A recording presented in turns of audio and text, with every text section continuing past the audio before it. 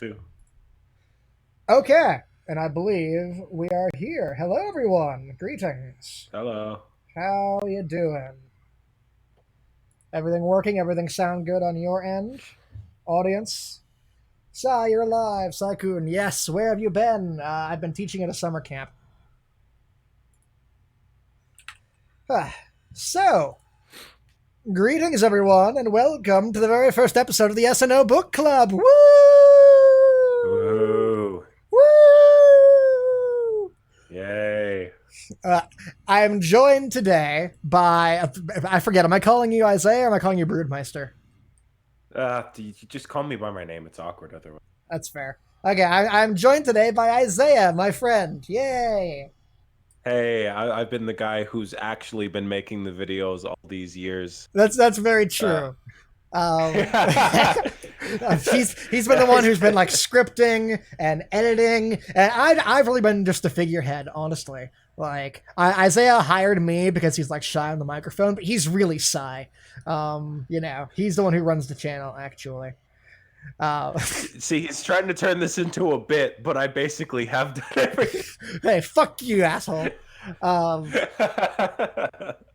okay, so I guess to start out with, Isaiah, do you want to let's go over your credentials. Who the fuck are you and why should they care?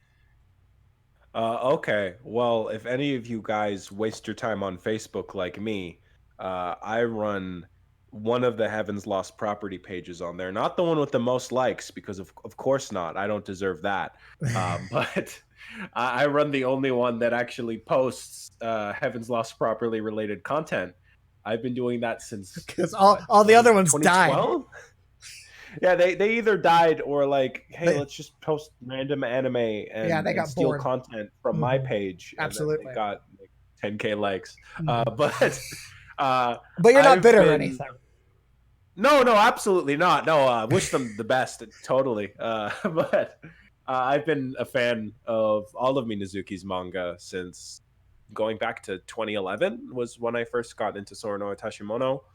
And I've been running the page for at least 6 years, maybe 7 now. God, pretty pathetic, but it's what I'm passionate about, and I've been here helping out Sai on all this stuff because I'm the only person who cares as much as him. Yeah, well, honestly, I think by like describing yourself as a guy who runs a Facebook page about SNO, you're like severely undercutting your qualifications to be on this podcast. Isaiah is, I think, the person in the entire, the only person in the entire world who knows more about SNO than I do. Uh, with the possible exception of Sumonozuki himself, and even then, it's not a sure thing. Like, Oh, I think Isaiah might know more than the big guy himself. Honestly, like, oh yeah. I guess I should probably bring these facts up. I've also helped translate Sora no Tashimono online, as well as most other manga by Suminazuki. mhm. And I've also talked to Suminazuki myself personally. We've exchanged multiple emails, and he even mentioned me in an article on Asian Beat. If you ever want to go read that, Yeah. so I So guess that was probably something worth mentioning. yeah, But that sounds a lot better than I run a Facebook page, which literally any fucking Joe Schmo can do in 5 minutes. Um, yeah, well, I'm a lot more humble than you, so. Yeah, no, like, absolutely. Like, I want the viewers to know and to care about what you're saying and why you're here. So, absolutely, we should establish you as the guy who's, like, translated a shit ton of like, Sumonozuki manga and, like, knows pretty much everything he's ever done back to front. And, like, Isaiah has always, like, I've always used Isaiah as like a fact checker for the scripts for the love letter. Like, there have been so many individual changes that I've made to like various bits of the love letter just because I showed the scripts to him and just like, oh, you're wrong about that, or oh, you forgot about this, or oh, like, he just knows literally everything about the manga instantly, which is why he is so incredibly helpful to have here on the stream with me. So, Heck uh, yeah. yeah, that's absolutely why I wanted to do that. By the way, I'm trying to find. I assume the your Facebook page is the only one that I have liked. Yes, it is. But you change Yeah. profile pictures so much that I forget which one it is. Yeah, it's just facebook.com/SoraOtoHLP. I'm the one with, I made sure to steal that URL so Yeah, it's easy to find. Facebook or the fucking piece of shit stream does not allow me to type it into the chat, even though I'm the moderator of my own fucking chat. Okay, sure, whatever. I can't put a link in the chat. It's no big deal. It's not like I'm looking to gain clout from this. Right, yeah. That's fair. Me and my 20 viewers. The 20 viewers who I greatly appreciate, by the way. You just lost one the second you said that. Reminds me of fucking Metaton. Like, curse you, human, and curse you, Dr. Alphys, for being so helpful. But I don't curse my 8 wonderful viewers. Like, okay. So I figure, yeah, this could potentially. How many times do you guys read SNO? What about you? Well, there was a period in my life, I would say, like between 2013 to 2015, Mm-hmm. near the manga's climax, where I was reading at least 10 to 20 chapters every single day, just over and over, because it was my favorite thing in the world. Now I'd say I give it a full read through every few months, Yeah, that's about where just I am. whenever I think about it. But Yeah. I couldn't put a number on it. Mm-hmm. It's honestly, as for how many times I've read the manga, like I couldn't count, but I've also done a lot of like I will very occasionally go back to like single chapters and just read that, and so it's like you do that like 1,000 times over the course of a couple of years. It's difficult to say how many times that translates into having read the manga. Hmm. I read it a decent chunk, and honestly though, I was talking to Isaiah about this. I am honestly not that familiar with the first like 20 chapters of the manga. Like, despite thinking so fucking highly of SNO, despite being the guy who was like, behind the fucking love letter videos, I've like barely read the first 20 chapters of the manga. Like, I've gone over them like probably like once or twice before, and then now probably a third time just recently taking notes for this. But most of the time, what I do is I do what I would advise people to do during the love letter, which is to watch the anime to the end of Forte and then switch to the manga at chapter 30. Because the early manga is really rough, as everyone in the stream who has hopefully read the first 9 chapters of the manga now knows. Incredibly rough art-wise, translation-wise, and so like the manga or the anime is honestly just the general better experience. So that's Hard to what, argue with that, I'd yeah, say. that's why I like having Isaiah here, because he has, he is intimately familiar with like pretty much all the manga, and so having him here is reassuring, knowing that I won't massively fuck anything up, basically. Okay, so I guess we can just go ahead and get started. Honestly, Sweet. I'll put that over there. Reorganize. I need like 5 monitors for the shit I'm doing right now.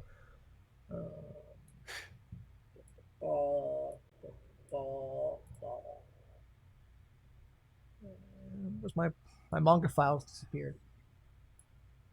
Very professional. I know, right? Where the fuck did I put it? There it is. Okay. We're talking about a manga. So, I guess the best place to start would be at the beginning. So, the first chapter of SNO.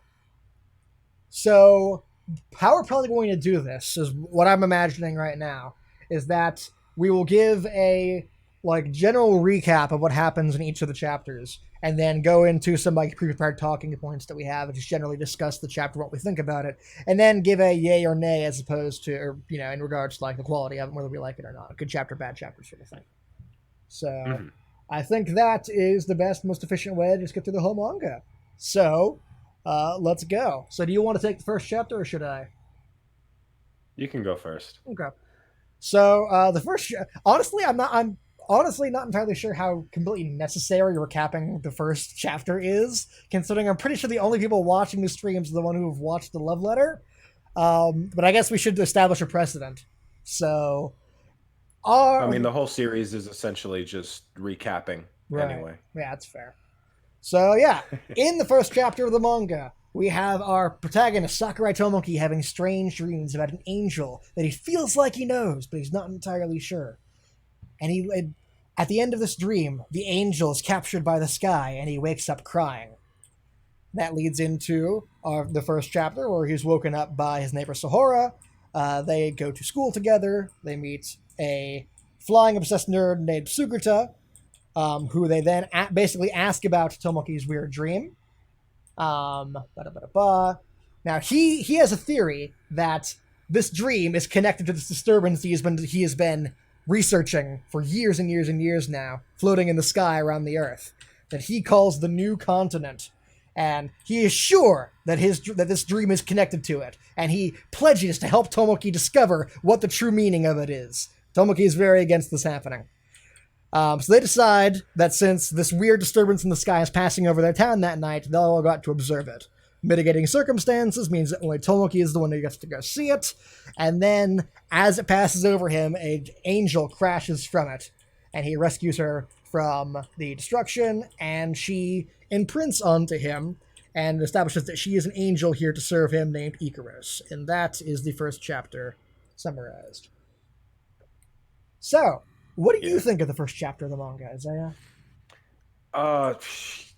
Like comparing it to the anime is almost painful, if I'm being honest. Yeah, I would agree. They really did so much to improve it in the anime in pretty much every possible way, I would say. I completely agree. It's serviceable, I think is the best way I could describe it. It holds your attention and gives you a decent enough idea of most of the characters, but it just really isn't super representative of the rest of the series. Mm-hmm. The paneling is pretty whack, I think is the best way to put it. Doesn't help that the translation is dog shit. Yes. No, we're gonna be critiquing the translation of the initial bit a lot, and I want to say like no bad blood with Hideoi. I appreciate them so much. Oh no, fuck them. They're the worst. Okay, well, as a translator myself, I am very grateful for all their hard work just getting us the first few chapters. But it really doesn't do the rest of the series justice. Mm-hmm. It's not incredibly funny. It's not incredibly entertaining. There are some really still good parts to it, like the landscaping is done really well. I feel like Minazuki does a good enough job to sort of set the atmosphere of Sarami, and there are little peeks into his artistic potential, like the reveal of Synapse when you see it in the sky. I love that page. That's probably my favorite page, flat out, of the first chapter. Like, oh, absolutely. Like you said in the notes as I was looking over it. It's in the anime. It's always presented as like just this big black blob, essentially. It looks like how they show the Shadow Realm in Yu-Gi-Oh, where it's not it's not quite pure black. It's like a mixture of like blacks and purples and other colors. But in the manga, the first time we see Synapse, it's just a hole in the sky where there aren't stars, and I really like that. Just, especially how it's described as like this weird like magnetic phasing thing. When you just see like an absence of light in the sky, it really adds to the mystery. Yeah, absolutely. Yeah, and the like paranormal aspect. It's just it's great. Absolutely. But Tomoki's face looks super weird, so it's not perfect. Yeah, we'll get to that. So honestly, the first chapter to me is, I agree with you like 100%. The anime is just a general better experience, way to experience the first couple chapters. It's weird that I'm going to be like that. We're going. The progression of this is going to be interesting because for the first like 20 chapters or so, we're going to be dogging on Minazuki pretty like a decent amount and praising the anime for how good it is. And somewhere along the lines, that will switch to constantly praising Minazuki and how fucking amazing he is and talking about how the anime is dog shit in comparison. And it's really weird going into this knowing that. So, like, I would love to know. Like, it's a shame how little, like, we Westerners can really understand about what goes into, like, the anime creation process. Because so much of the news is, like, obfuscated or never gets reported on in the first place, or is out there but just never gets translated, so we don't know shit about it. So, like, I really want to know, why is the first season so fucking good? And then, like, why is there the massive quality dip in Forte? Is there a reason for that? Was it, like, studio mandates? Was it, like, certain key people left? Did, like, it seems like there's got to be a reason for like how massively bad the anime gets. Um, but like we just don't To know. be honest, I just see it as a massive lack of foresight Mm-hmm. for the most part, Right. because they seem like they probably weren't imagining they'd get all the way through the manga and just wanted to wrap a bow on it, Right. but and yet they went straight into a movie. And Yeah. so Yeah. it kind Like of they contradicts that. the whole chaos ending is so fucking weird because like it's not like this movie was announced a year later and it surprised them. They literally included a trailer for it at the end of the last episode. They knew it was happening basically from as soon as Forte started, and they still ended the series like that. It's so fucking. Mm, Anyways, it's not what we're here to talk about, but like yeah. it is really weird how heavily we're going to criticize Minazuki for a while, and how that will slowly translate into criticizing the manga and praising him. But yeah, the Yeah, first I'm really chapter is interested. go on. Sorry, yeah, I was just gonna say I'm really interested in pinpointing exactly where we're going to find that shift is, because I've read it so many times, and I feel like for the most part you can say episode 8 of Forte, Mhm. is where it really drifts off. But I just like where the manga's strengths in particular start to come in is where I'm really interested in seeing as we read Right. through it again together. What I want to take particular note of when we were going through the chapters they adapt in Forte is how much anime original content there is. Because I have a theory that like pretty much all of Forte is like equally bad. The difference is that they're just strictly following Minazuki's canon for the first 8 episodes.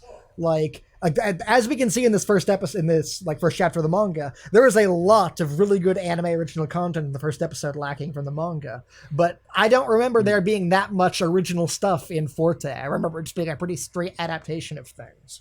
So it might have been the change occurred during the change between season 1 and season 2. Mm. I don't have any proof of that, but it's going to be something I'm paying attention to as we go through it. But yeah, as for like the quality of the manga specifically, there's a lot of good things about it.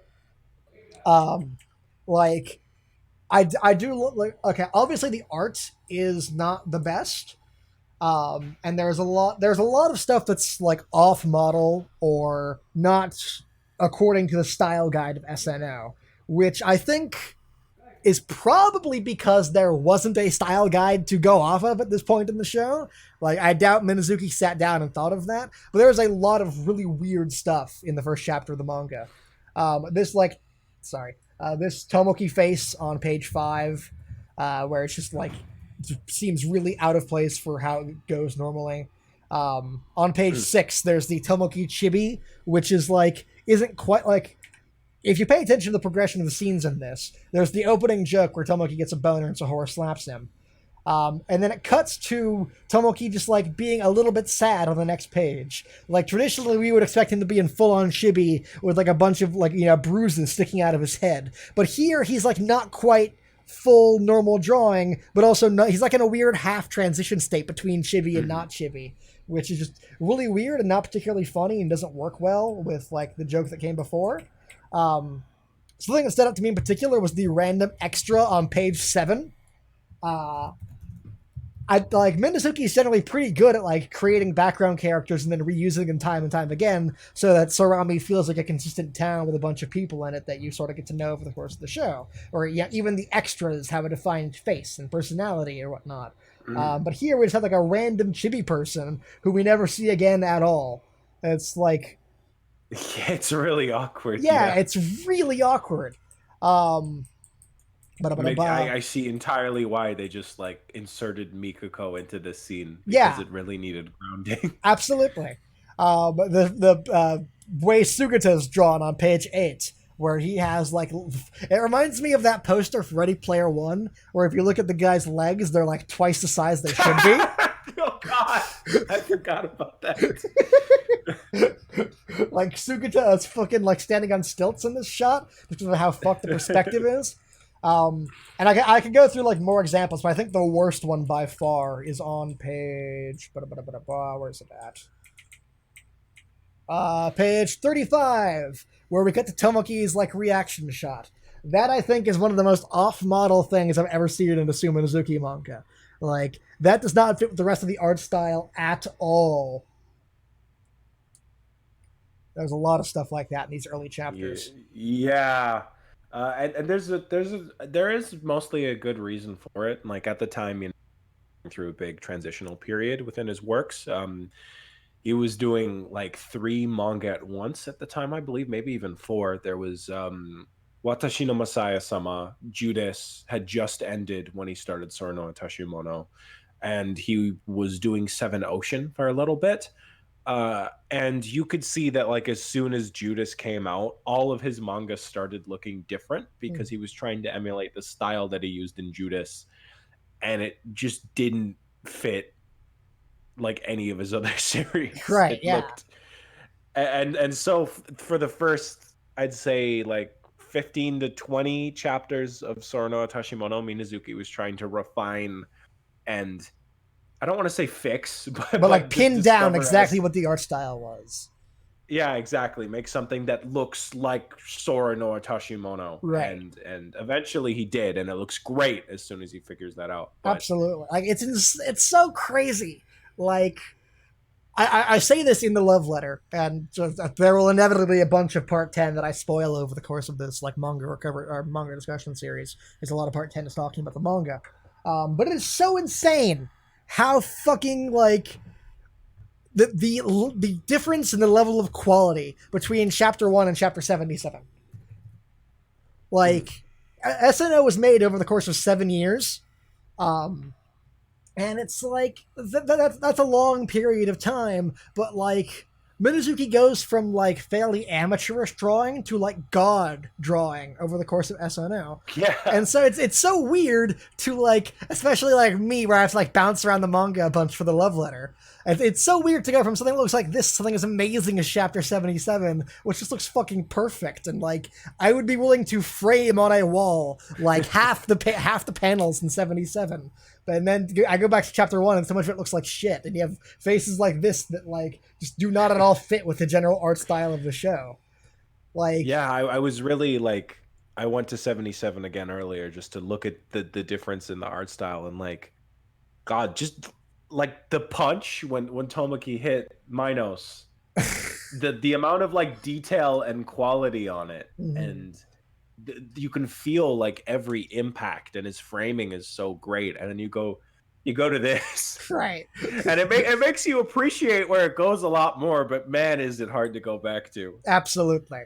Um, Even like just how we drew the wings back then, like you can see it a little bit in that panel there. oh yes, Um, absolutely. I want to touch on Ikaros's wings particularly because I think that's probably like the worst aspect of the original the oh art early God, on. yeah, look at that. Like, okay, I use this description in part 10. It looks like someone dipped a tree branch in a cotton candy machine.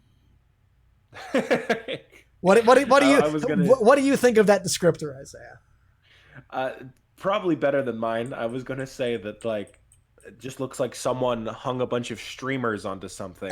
This is a better example of what I was talking. This page right here is a better example. But yeah, like Yeah, yeah, streamers or a tree branch and a cotton candy. It does not look like wings. Like there is no not at aspect of all. any of this that looks like wings. Like Oh God, oh yeah, that page. yeah,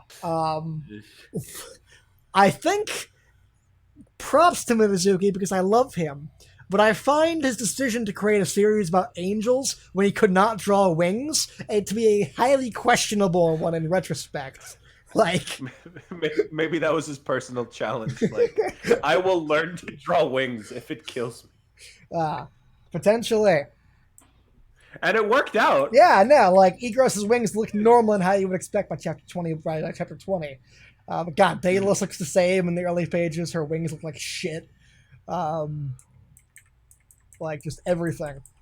So the art in Mhm. general, or like go to page 3. Like that is a good looking wing, like, but it's the wing of a bird, so I guess it's cheating. But like, Yeah. um, I did want to say I do love this like progression of panels.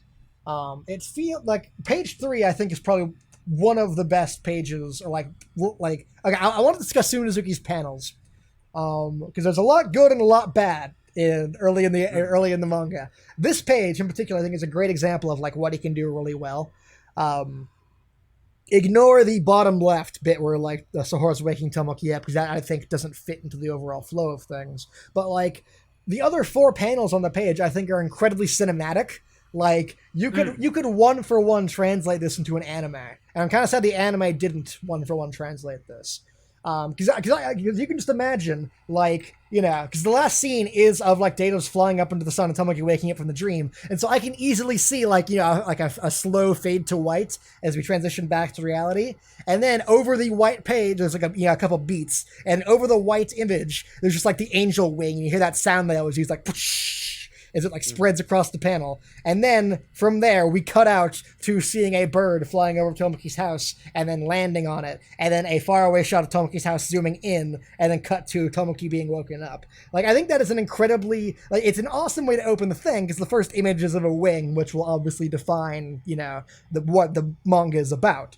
And then, but then cutting from like Icarus's wing to like a bird wing, and then showing that bird landing on the principal character's house and zooming in, and like using that to like establish, using it as a clever opening to like sort of like foreshadow what the manga will like involve, and then also to use that to transition directly into like an establishing shot of the scenery in the town. I think is an incredibly like cinematic way to start off the manga, and it's a really good use of paneling that I really appreciate. Like this page is fucking great as like an opening to the manga.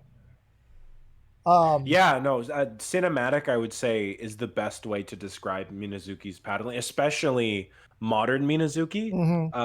Like when it comes to his newest series, Plunderer, pretty much every shot in it looks more like a God, what's the word? Like an animatic, Right. where like you can see how each page would like go into the next shot of an anime. But at the start of the manga, it's busy is the best way I can put it, where he overcrowds the pages and puts in a lot of unnecessary information, and it just doesn't flow well from one panel to the other. But you could still see the potential that he had at the start here, but it wouldn't flourish until much later. Absolutely. And there is a lot of busy, but there's also a lot of like amateurish, I think. Like, I think the best way to get across the amateurishness of the early manga is page 20. This page is so fucking weird. So it starts off with Tomoki, like, Sahara's like, we should go see Sugata. And Tomoki's like, no way, he's too weird, I don't want to get involved with him. And then Sahara, like, threatens to karate chop him for not going with her. But you can see in this panel, she says, is that so? And then the problem is her hand, which is the focus of the shot, is being covered by the panel of Tomoki reacting to it. So it's like, what am I supposed to be, like, the object of the panel is being hidden by another panel, which easily could have gone in the corner or been a smaller box, or like, there's so many ways to solve this, and I have no idea, like this is an example of something I'd say is just like a complete amateurish mistake, honestly, in terms of like paneling and layouts for pages, where the main focus of one panel is being blocked by another panel. So let's see, what other notes do I have? Okay, so earlier you mentioned Tomoki punching Minos, and I want to get ahead of this. We probably should have discussed this before the stream started. How are we going to handle spoilers? Because the idea of this book club is hypothetically that someone could like come in here reading the manga fresh and hearing a discussion about it. And so what I was thinking we would do is I created a little spoiler graphic last night that I can flash up on screen really quick. And the idea is that when that would be on screen, we'd be talking about spoilers, and the viewer would, like, if you don't want to hear spoilers, you would like mute the stream and then turn it back on when the message disappears. That way we don't like spoil any massive twists for everything. Oh, it's not a bad idea. I wish you told me about that. Yeah, no, I was stressed on what I couldn't say this whole time. No. That's absolutely my fault. I didn't think about it. So, yeah, I think that's probably the best way to proceed. And that being said, I want to have a little spoiler discussion here for this page. So, what I figure we'll do is we'll just say, like, we'll give spoilers for. So, for example, if we're going to talk about something that happens in chapter 30, we'll say spoilers up until chapter 30. And that way, if you've read to that point, you can listen to it. And if you haven't, you can, like, mute the stream. So spoilers right here for the entire rest of the manga, starting in 3, 2, 1, bop. Okay, so here's a question. How much of the early manga do you think Sumonosuke had planned out? Because Tomoki crying here is obviously like, now we realize it's because Daedalus is Sahara. And he's like subconsciously fighting the system, deleting his memories. Do you think Sumonosuke knew that when he created this? I don't think he knew from chapter one, Mm-hmm. but he definitely was sowing the seeds. I'm sure that he had some idea to tie like a sort of tragedy regarding Daedalus and Tomoki, but I don't think he had their exact relationship pinned down. Right. You can really tell that he'd figured it out as soon as they go to Synapse for the first time, though, when Sohara is the one who can recognize the writing on the rule. Mm-hmm. By that point, he had definitely had it all figured out, which is still incredibly early. That's like 5 years in Does advance. she recognize the writing on the Uh, rule there? I thought she just like looked at it and bet like it looks sad or like, you know, like she can't. Well, yeah, she she doesn't can't like read it, right? like she can't read it, but it's like, there's still that obvious intent there. Right. I would say, Right. Well, I just think it works where out. yeah, sure. No, you go on. Yeah, I was gonna say it could work. Like, if that wasn't the direction he was going, it could have worked either way because Sohara is just an empathetic person. Mm-hmm. So it could have just been something very subtle that didn't mean anything. But that's exactly what makes the twist so good. Right. Because Yeah. there's all these like little hints that reading back make you go, oh, this makes perfect sense. Yeah. But on your first read, you wouldn't think anything of it. Absolutely. If he did only figure out that Sahara is Daedalus later, or Daedalus is Sahara later on, then I think like page 16 and 17, I think works like remarkably well if that wasn't planned from the beginning. Because I really love how Tomoki, like, the last thing he sees in his dream is Daedalus flying away, and the first thing he sees when he wakes up crying is Sahara's face. Like, I think that like works weirdly well. Like, I really cannot pin down if he knew about this twist early on, but if he did, that is an incredible bit of foreshadowing. And if he didn't, then like I really love like how even retconned that works out. No, yeah. Either way, it's just I don't know how he does it, but there's so many things in this manga like that. Even aside from that twist, Right. where everything just feels masterfully planned and it's hard to pinpoint how much of it is coincidence and how much was a stroke of genius. Absolutely. Okay, so I figure we'll drop the spoiler warning now. So Cool. bop. Or actually we might welcome back for the people who didn't want any spoilers, by the way. I'm trying to decide if I want to go back into a spoiler corner for like a different topic though. This is like a quasi thing, but this was the last discussion we had, which I have here in my notes. It's like a poem. It rhymes, which I thought was funny. What was that thing I wanted to talk about? I've got like a 7-page note document, so forgive me if I have to spend a bit looking for specific things I want to talk about. Okay, now I think we'll talk about that later. Okay, cool. So, so one of the things I wrote down is that another like really amateurish aspect of the first chapter of the manga is that Sahara gets like a beauty shot, like an introduction thing right here. We can see her like full body and like a close up of her face, but Tomoki does not, despite being the principal character. I mean, I guess you can sort of count that like first page, with like, the in color first page, but like that is so drastically different from like the normal art style of the manga that I almost don't count it. Okay, have you ever watched the Monogatari series? Or even just like the first? Pieces. Have you watched the first episode of Bakemonogatari? Oh, of course. Okay. In that first episode of Bakemonogatari, something interesting I thought they did was that they like deliberately obscured Aragi's face the entire time. Like it's not until episode 2 that you get like a decent look at him, but because up until then it's all shots of like just like right above his eye lines. You can only see like his eyes and his hair, or like just of his like below his mouth. They never show you his like entire face completely, and that's done to like sort of like make Aragi feel like a mysterious character, or like one that you're not designed to like directly project onto necessarily, or potentially just like Shaft being Shaft and adding like weird, direct stylistic touches to their shows. Here, they're sort of doing the same thing, where it's difficult to get a read on Tomoki's face for the first couple pages. And it doesn't feel like that's deliberate. It feels more like it does in Monogatari. It feels more like it's the product of just like amateurishness on Minazuki like designing the manga. Oh, definitely, yeah. Like in pretty much every page for the first few, Tomoki looks stylistically different. Yeah, he's like, and as you said, he's constantly yeah, changing it's not like, styles. and it's not just like that normal progression that we get later in the series where it's like there's regular Tomoki and there's Chibi Tomoki. Yeah. It's like there's these weird semi-morphed Tomokis with expressions that we never see again. Like on page 6, he almost looks like a background character. Like in that lower left-hand panel, like he looks like that one blonde dude from My Hero Academia.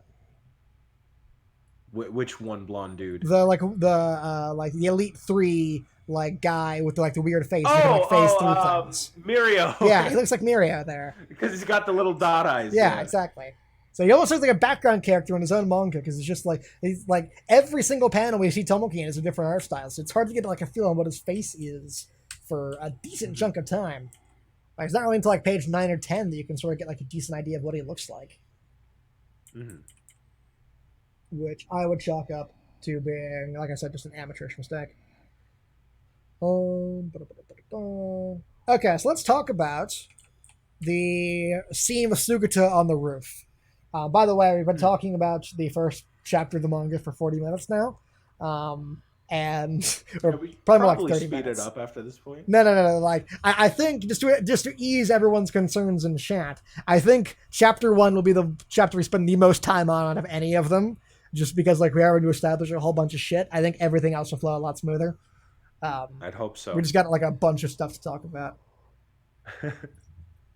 Let's talk about Sugata on the roof, which is a really weird scene in I said long leg Sugata with his One Piece proportions. With his Code Geass proportions. Looks like he's been like fed to like a taffy maker. This scene is okay. So in the anime, how the scene goes is that they walk to school. They go into the classroom normally. Tomoki has the second dream with Daedalus. And then he has a scene where he wakes up, Sahara yells at him, and then they all run outside. And then, because like someone's like, hey, someone's going to jump off the roof. Here, that's done by a weird extra. But when they get outside in the anime, Mikako is there, and we have our first official introduction to her. We actually don't meet Mikako in the manga until chapter like 4, I think. Chapter 4 or chapter 5? Yeah, chapter 5. Which is bizarre. No, I think it might have been 4. Whatever. We don't meet her for a while, is the point. So I think the anime's decision to include Mikako here is a drastic improvement. But the scene, I think, flows better in the manga because there's one crucial scene that is missing from this, which is the bit where the teacher's like, the one teacher chases after him and the other teacher tries to disperse the crowd.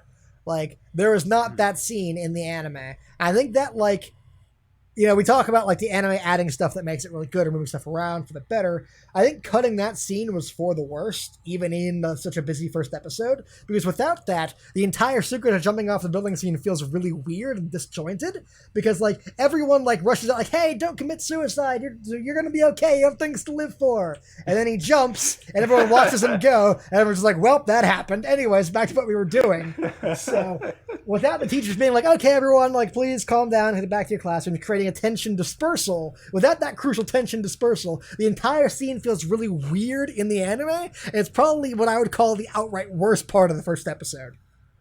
Although, to be fair, I feel like they were partially trying to play it for laughs, because wasn't Mikako trying to sell, like, well, yeah, that was good, insurance for him or something? Well, yeah, that's what I really like Mikako's how they work Mikako's introduction there to, like, she's got a bunch of like life insurance payments taken out on him, and she's talking about like, oh, if he dies, I'll go on a cruise around the world and it'll be great. And I think it's a really early like introduction to like what her character is like and her style of comedy, which I really like. But even so, like, as soon as they jump, there's that whole, like, quiet moment where, like, the sound cuts out, and we just hear, like, the whoosh as, like, Sugata soars away. And we get the shot of them, like, watching, and then, like, well, that happened, and then they walk away. It's just really, like, tone deaf, I would call it. Mhm. So Also, since you haven't been paying attention to that, no, I've not. I've been too busy uh, running the stream. Sorry about that. two humans confirmed that I was correct. Chapter 5 was Mikuko's introduction, and I double checked myself just now as well. Hmm. So I was right, just guessing. Okay, So cool. Yeah. you see why he keeps me here. Yeah, exactly. Now, it's amazing how often I'll be like, "Hey Isaiah, was there ever a chapter where they did this or that?" Or like, Hey Isaiah, what chapter did they do this in?" And like, literally half a second later, he responds with the correct answer. Like, he just knows all the shit off the top of his head. It's insane. Like, I envy the level of obsession he has with this show. If only I could apply it to worthwhile things I like my know, right? career or school. Um, okay, another thing I made note of in my notes is on page 13.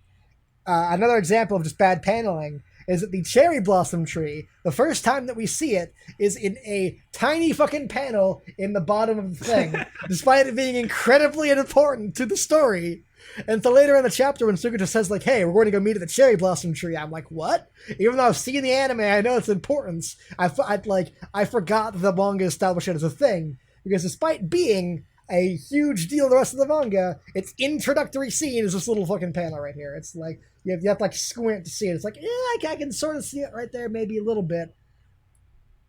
Mm-hmm. It's just Yeah, you go ahead. a really amateurish mistake, I think.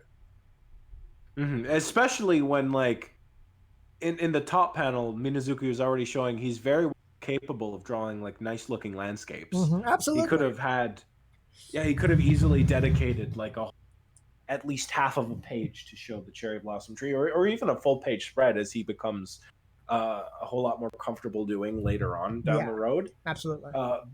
Because it's like the one centerpiece in all of Sarami. So much of the plot happens there. It is like even the panel there explains that it's like the one thing that they're known for. Yeah. Because otherwise, it's such a boring town. Mm-hmm. So it could have used more highlighting. Which, by the way, isn't that real? Like, in the real life reference of Sarami, isn't there like a really old cherry blossom tree the town is known for? I'm pretty sure. I can't remember I off the feel top like of my head. I feel like I've done research about this, and I feel like yes, there is. There most likely is, because I know Minazuki is actually quite accurate with his portrayal of Right, Sarami yeah. from the real life influences. Like it's small, like agriculture and like population. Mm-hmm. But I can't remember specifically, but I would say most likely. Right, yeah. I might try and like find the real life because I have it bookmarked in Google Maps. I think. Yes, I do. I will remember it if you give me half a second. Aha, I got it. Mina Miyaso? Misimo. I don't fucking know how you say it. Misamo? I'm pretty sure it's not Misamo. Mina Misimo. It's... Let's do a window capture and then put that on screen for everyone. Ba-da-ba. So, oh, it's in Kumamoto. That's right. Yeah. It's Mina Miyaso, or however you pronounce Mina it. Miyaso is the town that Sarami is based off of, I believe. Yeah, even just looking at like the picture that they put on Wikipedia, it looks like identical with how the roads stretch and like the fields. Right. God, what I would give to go here at some point. It'd be fucking insane. I would be so happy to just walk around places and be like, oh my god, look at how cool this shit is.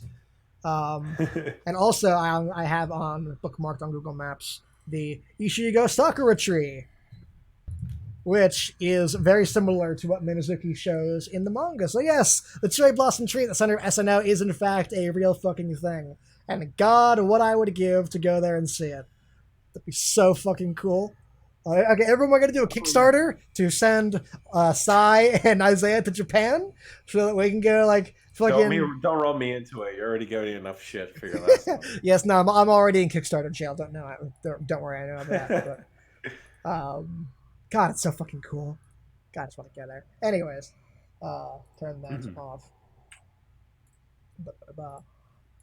Anyways, so yeah, it's just really weird to me that like something that is such a feature piece of the manga, the fucking Sakura tree, is like relegated to like, oh yeah, it's also here, by the way.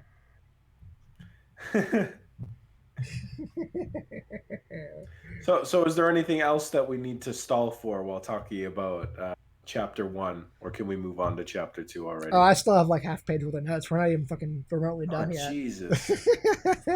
I mean, hey, this podcast is inspired by EFAP, which is known for like fucking 5-hour streams. And although I do not want to have a 5-hour stream, like this was never going to be a short ordeal. Well, again, I am glad you discussed with me beforehand, Yeah, exactly. I'm which just did. so caring and compassionate that way.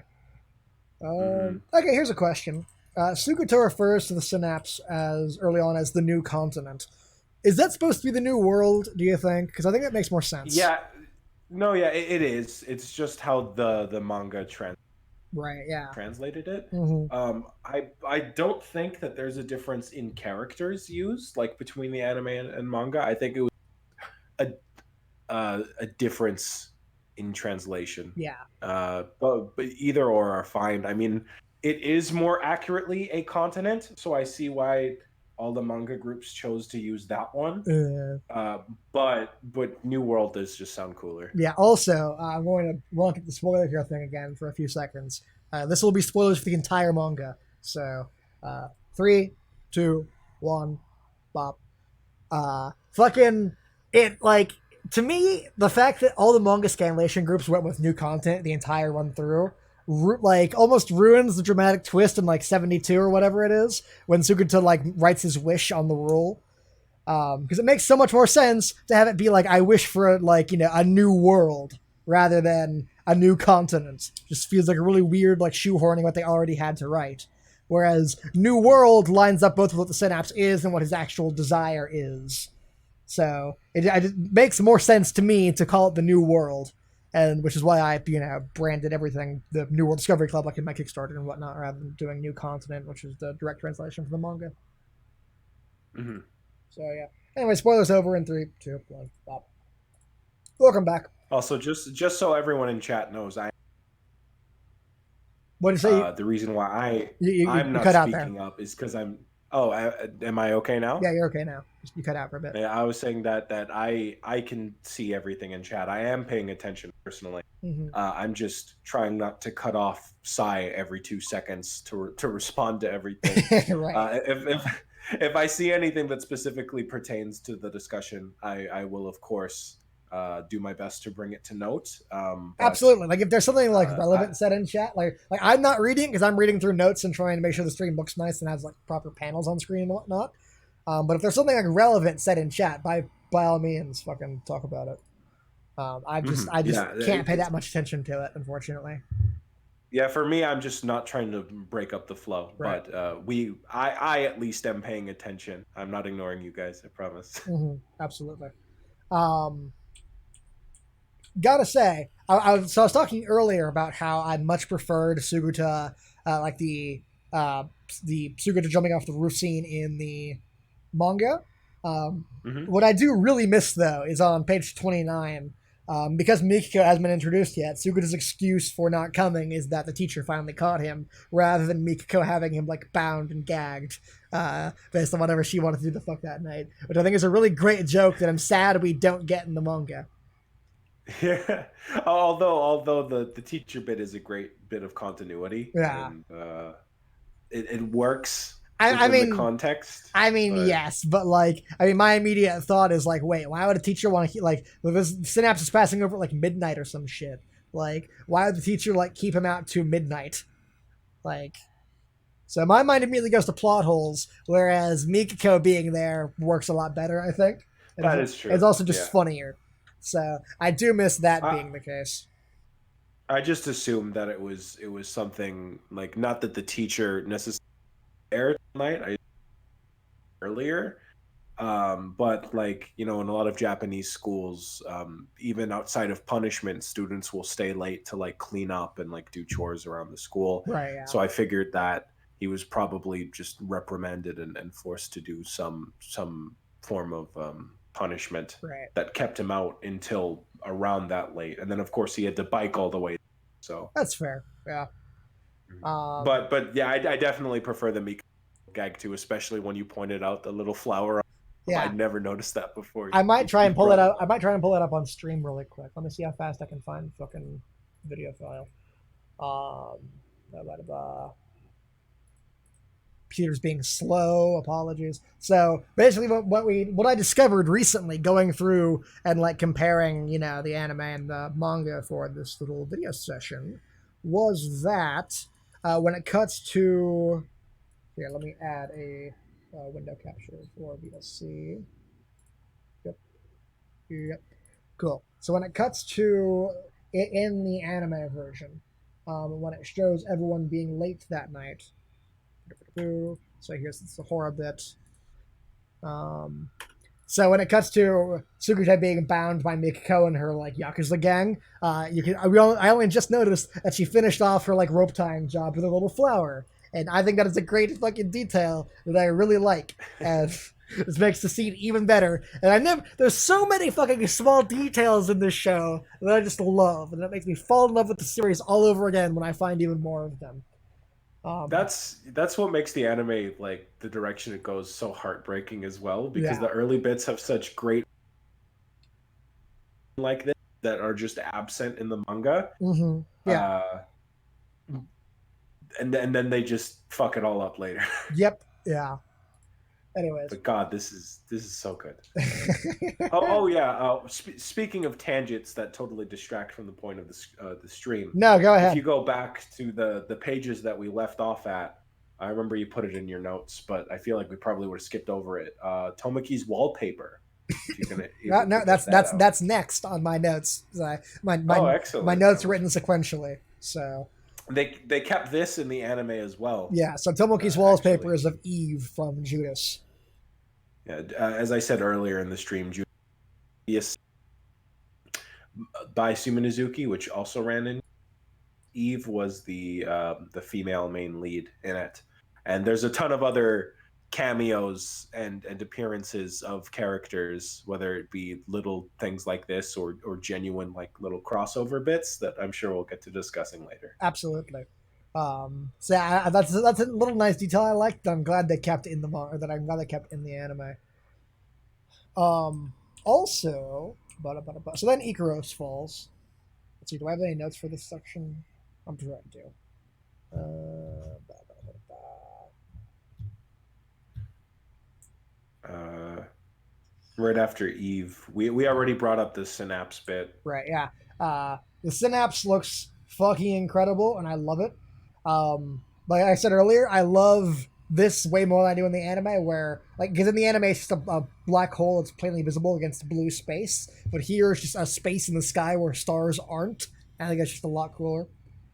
Um, Mhm. that said, again going back to like bad paneling and sort of amateurish work, the anime does not make it, or the manga does not make it look like Ikiro shot out of the synapse. The way 33 goes into 34 makes it look like just like the ground exploded next to Tomoki rather than anything shooting out of synapse, Mhm. which I think is again sort of like really amateurish paneling. And it's such an easy fix too because like Tomoki's already looked extra panel something small in the distance and then the impact and it would have worked just fine. What'd you say you cut out there? Oh damn it! Yeah. Do you hear me fine now? Yeah. It's just like it's Uh, occasionally like in 2 seconds of audio gets cut. yeah, my mic does that sometimes. So like it's such an easy It happened because you again. already. God damn it! Try now. You Go already fast. you already have Tomoki looking up at the sky. So all you need to do is have him notice Ikaros before the impact, and it works just fine. Yeah, absolutely. Yeah, so as it is, it's just really weird. Yeah, okay, in both the anime and the manga, I am not a fan of meeting Ikaros tits first. Like that, I think is you know I am in constant conflict with how much I want the show to be like a purely plot based thing, and also reconciling that with the fact that it has to be a fucking ecchi comedy. But like this is one of those times where I'm going to like flat out say this was the wrong decision, and I really would have preferred Ikaros' face before seeing her tits. Definitely, but at the same time, like it is in line with character, Yeah, so still, it's it's unlike his face. the, But there's a line that Digi says in his your anime sucks sort of online season 2 when we're first introduced to Shinon, the little sniper girl. And the line goes something like, next, we're introduced to Shinon's ass and camel toe, followed eventually by Shinon. And just like, it's, I picture that like, first, we're introduced to Ikaros' tits, followed eventually by the rest of Ikaros. I'm really not a fan of that decision. Mm, Yeah, fair. I written my notes here that Tomoki's face on page 35 is like the most off-model thing in the entire manga, probably. I think we've talked enough on Yeah, it's that. fair. And we brought up Um, her weird salad finger wings as well yes, already. absolutely. And then I will say I do really like this panel on page 41 though. Tomoki like stops and like considers what he's doing as he's like this little like black dot in this like void of white and pillars crashing to the ground. Like that panel in particular, I think looks really good, and I quite like that. Hmm. Um, it is just weird. Like I feel like that should have been the moment where like he decides to turn around and go rescue her, but then as the panels go, he keeps running after that, and it's just lots of like really weird, really like amateurish mistakes early on in the fucking manga that bother me a lot. Hmm. Ba-da-ba-da-ba. Then we have Icarus's wings, and ba-da-ba-da-ba. And lastly, a UMA has just fallen from the sky. What the fuck is a UMA, Isaiah? You don't know what a UMA is? I know. I'm framing this rhetorically for the sake of the audience who probably doesn't know what Okay. a UMA is. So a UMA is an unidentified mysterious animal, essentially thrown around a lot in Japan and is just used to describe like cryptids. Yeah, So so just it's a weird, Japanese. strange. Yeah, it's a Japanese cryptid, basically. Um, Hmm. question: It does the manga actually call her a UMA, or is that something that fucking Hidori like They, invented? Because the manga specific. Mhm. the anime does not, so far as I am aware. The manga specifically does use the term UMA at various times. Mm-hmm. There's even some specific pieces of SNO merchandise where they call it. I'm trying to remember the exact same thing. It was some weird, terrible, butchered English translation. It was like the heartful story of a boy and his UMA. If I can find the picture, I will. But that is like, I'm pretty sure that's word for word what it says. Anyway, so yeah, the early manga refers to her as a UMA, which I'm very glad was completely dropped in the anime. This color fucking Angeloid, which I think works way better. Well, for a Japanese audience to translate well, if you aren't familiar with the term. Maybe even so. I think UMA is just like a weird term to throw in there, and I think Angeloid just works better with the context of the story. Well, given that he's like a Japanese teenager and this like the mid 2000s, Still, it makes sense. And he's in a small town too, still, where what else would you call this but a cryptid? You know? I don't know. I feel like even if I lived in a small town, I wouldn't call something I found like a cryptid. Like I'd maybe call it like an alien or like a mysterious being or fucking I wouldn't call it Mysterious being isn't that fucking far off, buddy. yeah, but like I wouldn't cryptid wouldn't be the first thing that comes to mind, but maybe it's different in Japan. I don't know. It's just weird. Anyways, and with that, we conclude the first chapter. And my notes in the first chapter. It took us almost an hour, but we did it. Yay! Awesome. Let's try and get through the rest in an hour. Potentially may or may not happen. We will see. So, we'll switch to chapter 2. First thing I love, chapter 2 starts with an Angeloid stat page. I fucking love Angeloid stat pages. They're like one of my favorite things in the manga. Oh, same. 'Cause I adore all of them, and I love that even in the Japanese. you got out. Oh, I said that another detail that I adore is that even in the Japanese versions, they're always written in English too. Yeah, absolutely. Which Yeah. helps when I'm trying to prove that her name is spelled Icarus in part 9. Mm-hmm. But I love it because I'm just like I am continually fascinated by like the fucking made up fantasy lore of how angeloids work and synapse technology and all that shit. And so like I am people like to make fun of like nerds who are like I memorized every single Naruto jujitsu and at you I cast the flaming dragon sword mouth jutsu and rah and like no like. Normally, I absolutely make fun of those people too, but I absolutely remember every single like fucking stupid attack name they give to shit in this manga. The self-evolution program Pandora, and the fundamental particle jamming system Aphrodite, and the fucking whatever else. Like, and so Well, just at least all of them have like relevant Greek terminology right, that like yeah, mostly coincides with what the attack and slash character is, right, which yeah, makes it a whole lot more memorable. that's true. Adam, I would also dig a New World Discovery Club shirt You already if have those one, could don't ever. you? Oh yeah, that's right. Yeah, I fucking dipshit. I rarely touch the shit you send me. No, Anyway, yeah. the New World Angel Lloyd's Discovery stat Club page is shirts were made cool. just for their Kickstarter. I'm not making any more. Sorry, too much of a But yeah, pain in the stat page ass. is good. Yeah, Also, one thing to notice is that if you look, Kuros was initially shown as the cherished class. yeah, that's weird to me. So is Mhm. that different? Because in the manga, she's referred to as a pet, or the anime is referred to as a pet class Angeloid. Is that a difference between the anime and Yeah. the manga, or is that a translation? If I'm, we're gonna be Well, asking a lot. Like, is that like Hidori being fucking weird, or is that the anime doing something different with the manga? no, cherished is even what it says in the Japanese version, directly what Minazuki put. However, in the rest of the manga, like it's only on the stat page where she is ever referred to as the cherished class. Mm-hmm. Even in this chapter, I believe she says, "I am an entertainment purpose angeloid," Right. which they simply changed to pet class Right. Yeah. in the anime. Mm-hmm. It doesn't really make much of a difference because I don't know what the fuck he was going for when he put With cherished cherished. class. I mean, I do love her dearly, and if anything happened to her, I'd kill everyone else and then myself. But so I cherish her, if nothing else. But yeah, Fair. it is a Fair. weird title. Um, Yeah. so I guess we can talk about this first. Oops, I messed up. I'm sorry. Okay, so I guess we can talk about this first panel right here on page one. And I really love it. Like this is first of all, Daedalus's wings look more like wings. They're still not perfect, but they're better. Um, They're getting better. yeah, and secondly, this like landscape shot of this like dreamscape is just looks fucking beautiful.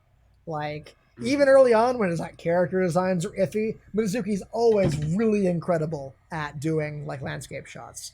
Like this, I think is like really quality stuff.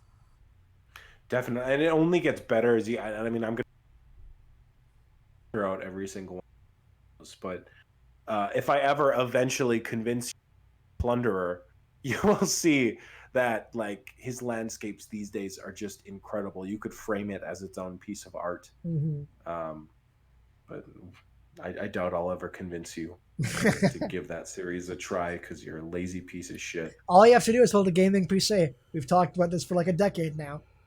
The difference is that that will cost me a significant amount of money. You can read Plunderer for already 2 volumes. It's this fucking your rage is especially funny when you cut out for like a half second every like other word. I hate this fucking microphone so much. Is it the microphone? The microphone sounds fine. I think it's the internet that's the problem. Oh god, if it either way, I'm pissed off. Yeah. Just keep going. Nice So art. yeah, a fun. I want to tell the chat about this. So okay, chat. Picture it. I am a lonely 15-year-old. I have no friends in all the world. It's very, very sad. Like I'm gonna get my own Lifetime movie one of these days as like the tragedy of Psy. It'll be like really great. It'll get like 10 out of 10 stars. I am a lonely 15-year-old. I got no friends in the entire world. One of my few friends is this fucking asshole on the internet who lives in like Canada or some shit. And all I want in the world is someone to play video games with. And so this asshole, this chuckle fuck, is like, oh man, like I don't want to get a PC. I'm happy with my fucking Xbox or whatever the fuck you had. I've never owned an Xbox in my life. What you had something. I know recently you've been all about the Switch, but like I forget what you had back then. Point being, Fucking I wanted someone to play games with, and Isaiah would never want to fucking build a gaming PC. And so I was like, eventually, like it got to the point where he was like, "Hey Austin, or hey Sai, you really need to read the rest of like Sumonosuke's manga." I'm like, "Okay, Isaiah, and I'll read the rest of the manga when you make a gaming PC." And he's like, "No, fuck you." But I have been like fucking antagonizing him about that for like half a decade now, and I have not read any of Plunderer or of Judas or like pretty much any other like Minazuki manga aside from SNO. With the notable exception being like Dokuing Magical cooking. Angel Cosmos. Yeah, Dokuing cooking and Magical Angel Cosmos.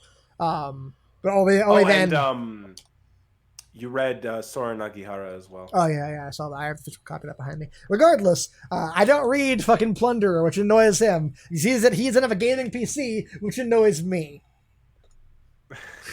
Which is a really fucking childish thing that I refuse to let go of at this point.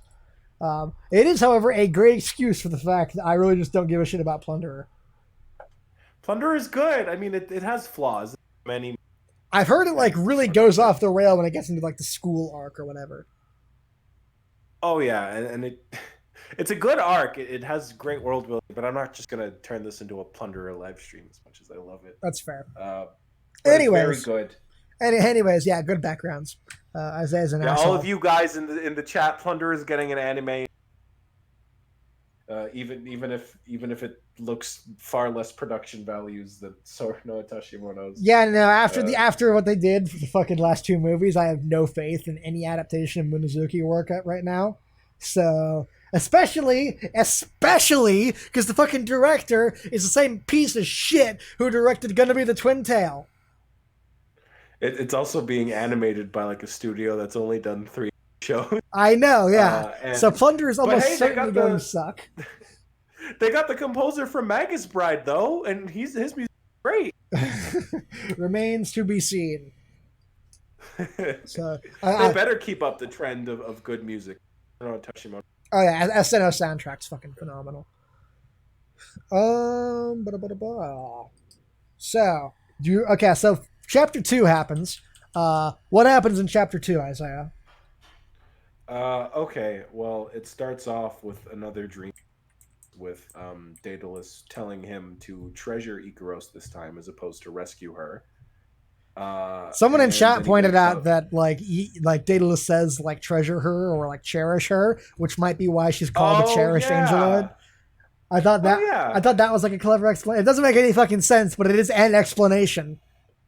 It's an explanation, yeah. Yes. Anyway, as per usual, Tomoki he awakens to Ikaros, and then we get a flashback to what happened the previous night, where Sugata does eventually arrive, and just a lot of exposition, essentially, where he prattles off on how she must be from the new world, and how because Tomoki doesn't live with his family, it's more or less his responsibility to look after her, since it won't be much trouble for him anyway. And then Ikaros, goes off about how they've imprinted and done, and that as her master, he can order her to do or get whatever he wants. And he initially asks to like get a kiss, but he gets flustered and changes it to cash. Does he say kiss in the manga? Yeah. Well, it says K, so you can assume it's kiss because she's right in front of his face. Well, yeah. Again, we go back to anime difference or fucking Hidori, because in the anime he very clearly is talking about her tits, and so if it's a kiss, it's almost like more wholesome, I think. Yeah, but doesn't really matter at the end of the day because this is just an excuse to get us introduced to cards. Which she uses to get him, how much was it? Like $100 billion? Yeah, 100 billion. Or I guess 100 billion yen. Yeah. But, which is still a lot. That's still $1 billion. That's still a fucking insane amount of money. Yeah. One thing I guess I should point out is a little tangent. A lot of people in the anime community back in the day didn't understand what transport cards do. Because a lot of people assume that the cards themselves grant wishes, when what they actually do, as the name suggests, is they simply transport a piece of technology from Synapse to the user, whatever is best suited to actually grant their wish. So you see that she brings like some sort of calculator-looking device, which basically just materializes money. Right, yeah. And from that point on, Tomoki realizes that he can take advantage of this, and so we just get to a ton of shenanigans. The whole scene of him like peeping on Sohara while she's invisible, him stopping time and going around naked. That's a gag I do quite a lot, where he's debating with himself like everyone wants to do this. I'm sure this is normal. That's a gag I think still works really great. Mm-hmm. And then we just get like a little montage of him dicking around. And then what happens? Cut to him at The dinner. stream is like, oh yeah, him at dinner. Sorry, your stream's like slightly behind. So like he's eating food. He jokingly asks Ikaros to strip, and so she starts doing it. And this is at the point where we learn that when Ikaros receives an order, it's programming to just stop. Mm-hmm. She has to carry out the order in full. And so she just does it, which comes into importance later. But the real takeaway from the conversation is that in his basking of all his wealth, Tomoki jokingly says, "Oh, I guess the only thing that's left to do is conquer the world." And then he goes to bed for the night. So we cut to him waking up the very next day. Once again, Sohara's trying to get him to wake up, banging on his door. And then when he goes outside to see her, she's just gone, and all that's left is a pile of clothes. And in a great bit of, I'm not sure if you'd call it irony or just a great twist. It works great as both a gag and a bit of drama. Yeah, absolutely. Because Ikaros says, "Well, I did what I could to make your wish come true, to conquer the world, but when I ran the numbers, there's not a single person alive that would view you as king. And so I decided the only way you could possibly rule the world is if we were the only two people in it." And so it is both horrifying and yet just a great joke. It's fun. It's a fantastic piece of dark humor, I think is what you call Dark it. humor, yeah. Like, I love that. Everyone's dead, and but you're the ruler of the world. Congratulations. Like, yeah. And at first Tomoki's like, unsure and like in denial. So he's checking the news. There's nothing on. He goes running all around town. No one's there. Just their clothes. It's like the fucking rapture happened, which I'm sure was an intentional piece of thing by Minazuki as well, given all the Christian imagery along with the Greek ones in this. And so at the end of the day, he's just sitting there holding Sohara's clothes, and he's going, and Ikaros sees that he's unhappy. So she's like, "Well, I could just kill myself if I've caused you so much trouble." And Tomoki's like, sarcastically, like, "Yeah, great idea, go for it." And so she's gonna shoot herself. One thing that I love is that in the anime they specifically like gave her like a little futuristic synapse gun, like a pink gun, yeah. But here they just give her a fucking in pistol. the manga, it's just a fucking pistol. It's a Glock. I fucking love it. Yeah, which is even funnier because we know that a bullet wouldn't even have been able to kill her regardless. Okay, I presume this is some bullshit synapse gun though. Like, okay, yeah, which works in the anime because it is a gun. In the manga, it's just a fucking pistol. I don't know. So I can presume that either she like lowered her defenses or put it in a weak spot, or it's like a really fucking good pistol. Like, if the synapse at spawned this point, she doesn't even know to lower her defenses. Point. I don't know. Keep in mind that she's unconsciously survived a fall from the synapse. Right. Yeah. You're telling me that a bullet? It's just funny. Yeah. But anyway. Obviously Tomoki stops her and he's like saying, that was a joke. Don't actually kill yourself. But as she said earlier, once she's been giving an order, she has to go through with it. And so Tomoki starts begging her not to. He says that it's all his fault regardless. It's not her fault that she couldn't understand him. And so he begs her to stay by his side and then says that he wished that everything could all be a dream. And cut to the next page, which is a really great bit of parallel. Like I think he uses the exact same panel from the start of the chapter even. If not, then I'm pretty sure it is. I doubt he redrew it that well. Yes, it is the exact. The exact same panel layout from the start of the chat. It's really clever. Which makes sense because you wouldn't want to redraw the. I hadn't noticed that. It's really clever, actually. No, yeah, it is super neat. The day has just started. The same. So Sohara's in the exact same spot. It's all the same layout, the same sentence. I don't know if this was Hideoi again, but I do like the gag. The start of chapter 2. that he says, because this is like the third time he's woke up in the chapter. Right, yeah. Uh, and then Ikaros is all like, "Oh yeah, I just used the card to make it a dream, just like you wanted." Mm-hmm. And he's like, "Oh, thanks, that's great." But she's all like, "You asked me to stay by your side. Do you want me to leave that as just a dream as well?" And so he goes, "Just do whatever you want. Whatever will make you happy is all that really matters." So she decides that yeah, she will stay with him, Mm-hmm. and then we get a nice little ending shot of her and Tomoki sitting under the sakura tree, which the anime, God, I love what the anime did with that. They turned it into a full-on credit sequence Mm-hmm. with a song with blue drops and everything. They Ah, turned this one page into a whole 2-minute thing. it's so It was good. I love it. it's Kino. It's But Kino. anyway, but instead of ending there, the funny gag that because not only was the money made just a dream, but so The was the card that created it. So we can't wish for more money ever again. Yeah, so like all the things he wished for during his life. This is like the anime skips, but I really like Mhm. as part of the continuity of the show is like like later in season one, there's an episode where like Tomoki needs money, and so like the question would be why doesn't he use the thing that gives him infinite money? When fucking Nymph is attacking, why doesn't he, or when the Harbies are attacking, why doesn't he use the card that stops time?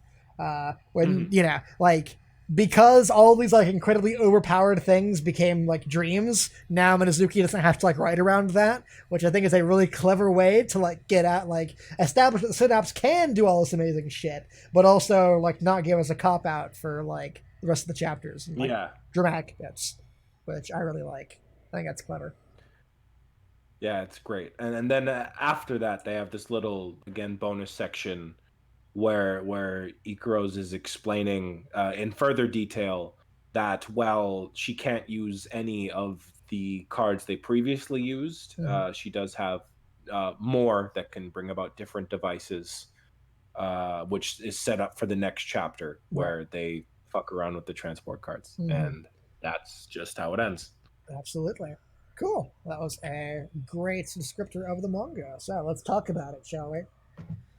Sure. Let's see. Okay, so probably pretty major bit of continuity alteration here is that we see the scene where Suguta like comes and like talks to them that night, the night of, under the cherry blossom tree, which does not canonically happen in the anime. So Hmm. what canonically happens in the anime is that, well, I guess that's spoiler territory, but either way, something different happens there, um, which I think is really really interesting. So what do Yeah, you what do you think of that change? I don't mind it, but I Do we do like do we want to throw how up spoiler warning for this? I guess Okay, yeah, let's go ahead it's and do it's that. not it's not you know sure. Spoiler warning for like first 30 chapters or so of the manga slash anime. So Mm. 3, 2, 1, boop. So yeah, in the anime, it's like canon that like Suguto like forgot this like that he was like rushing to help Tomoki because like presumably we never got confirmation of this, but presumably the system erased his memory, and which is also why all the pillars are gone the next morning. And one of Hmm. them turns into an acorn, which then becomes the tree later on we see growing next to the cherry blossom tree. So none of that is a thing in the manga. Apparently, that was all anime additions. Yeah, so the anime did a great job of like it's just two very different things. It can still just be presumed that the system went back Right. or and fixed that anyway, Mm-hmm. but um I do still like the manga's take, like the fact that Sugita showed up and they have like just a little conversation. Also Right. setting up that Tomoki doesn't live with his family, Mm-hmm. which comes into play much later in the manga. Right. Yeah. So they both, I would say that the anime does better to like set up later things and like add to the mystery of like what the hell synapse is. But the manga's fine. It's not like one of those things where like objectively talking about like, oh, the anime does this much better. It does Right. this thing that the manga struggled with. It's just like, it's just good. Mhm. They're both good for their own different ways. Yeah, I'd agree. Okay. Spoiler warning. Hold up. I'm Yeah. just gonna read this thing in the chat. Real Okay. question from Adam. If you can make thing dreams, couldn't you make that you can't do it a dream? What a If that fucking makes wonderful sense. sentence. Like a double negative. I think I get what you're trying to say. I don't. Um but either way, it's just sort of to conveniently scrape away what again, an excuse of like, oh, why didn't Tomoki freeze time before this big fight? Why didn't he wish for money all the times he complains that he's broke? Right. Like I'm sure there's plenty of ways you could say, well, this doesn't quite fully explain it, but it's a nice little way to sweep it under the rug, which is all they really needed to do. Yeah, absolutely. Okay. Spoiler warning going off in 3, 2, 1. Hello, everyone. Welcome back. So, Hey. hey, Fonz from Hey. Fonz from Happy Days. Hell yeah. Something I do like is on page 11, we can see Tomoki like literally holding on to the side of the panel for like support after he wishes for cash, which is a tiny little fourth wall joke that I do appreciate. Minazuki's great at that. Like again, there was the sleep joke from earlier too. Mm-hmm. Yeah, absolutely. Where he's like, it's just little tiny things like that go a lot to show that Minazuki was already learning and showing more interesting ways to take advantage of the medium manga itself, Absolutely. which I really appreciate. Absolutely. We get probably one of the worst bits of Hidori translation on this page, which is almost lost myself on this UMA. If so, does this mean I'm actually falling in love with my worst trouble? Which is the most garbage piece of translation. We're trying. That's horrible, though. That's horrible. Like, that's not the worst Hidori translation in the early manga, but that is really bad. That is up there for sure. Like, hold up, a few more questions in the chat here. Would there be a transport card for a different angeloid?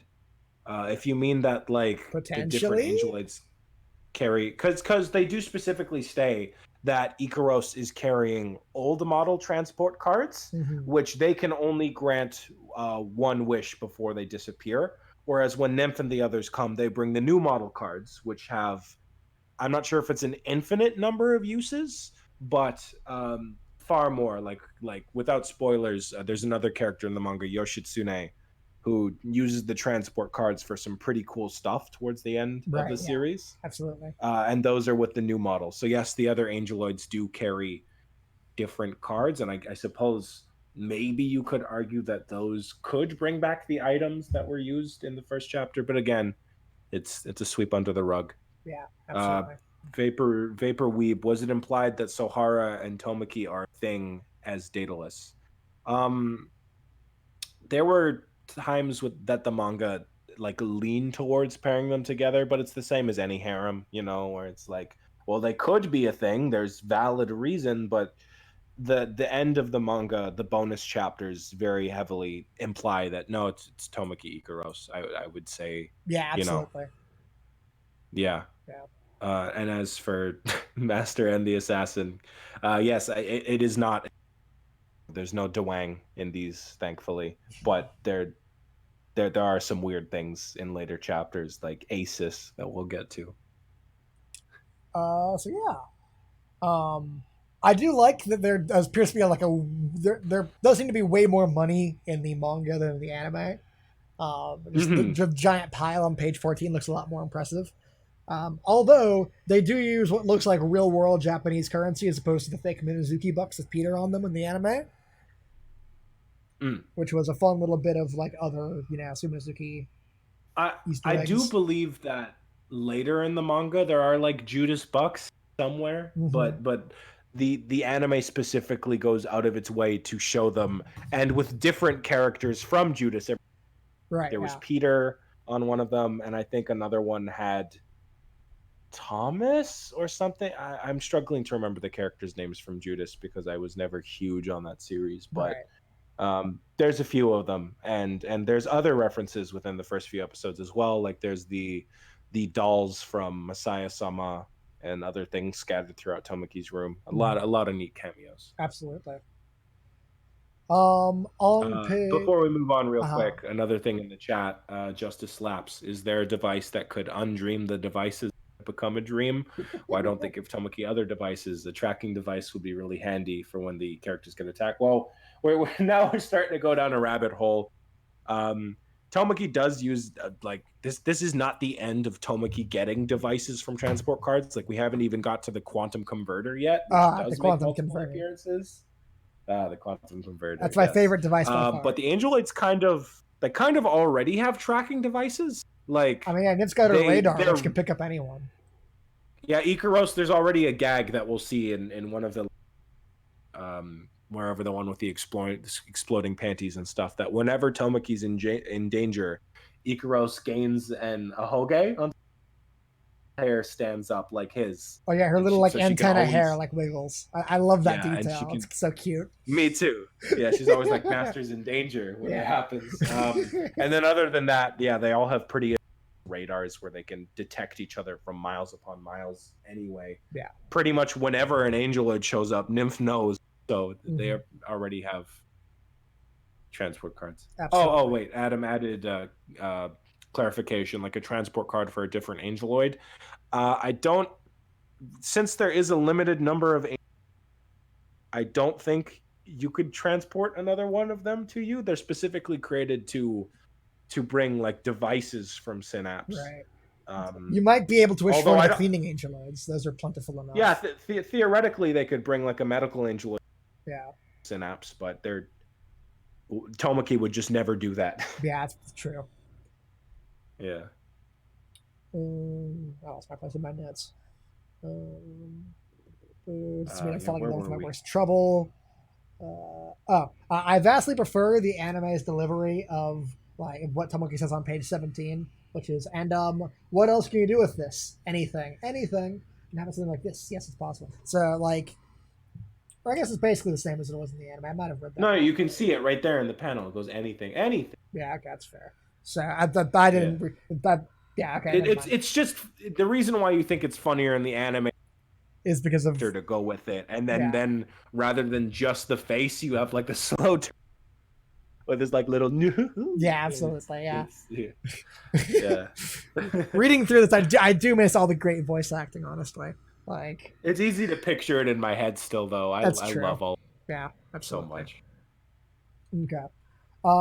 I do really miss as they're like running away from Sahara, the scene of Ikaros groping herself, trying to understand what punishment meant. Oh yeah, when he's like, "This is punishment," so Yeah, she's huh? like that's a great addition to the manga, which isn't to the anime, which isn't In the the manga. anime. Yeah. Yeah. I really need to go to the restroom real quick, but after that we can. Oh, so do I. Great. Okay, I've been cool. holding it. Yeah, absolutely. We will both be right back. Absolutely. Entertain yourselves, please, chat. Cool. Enjoy the silence. Yes. Can I play? Is that like a fucking? If I play anything from SNL, I'll get copyright strike. Fuck it. You guys sit in silence for like 60 seconds. I'll be right back. Sorry.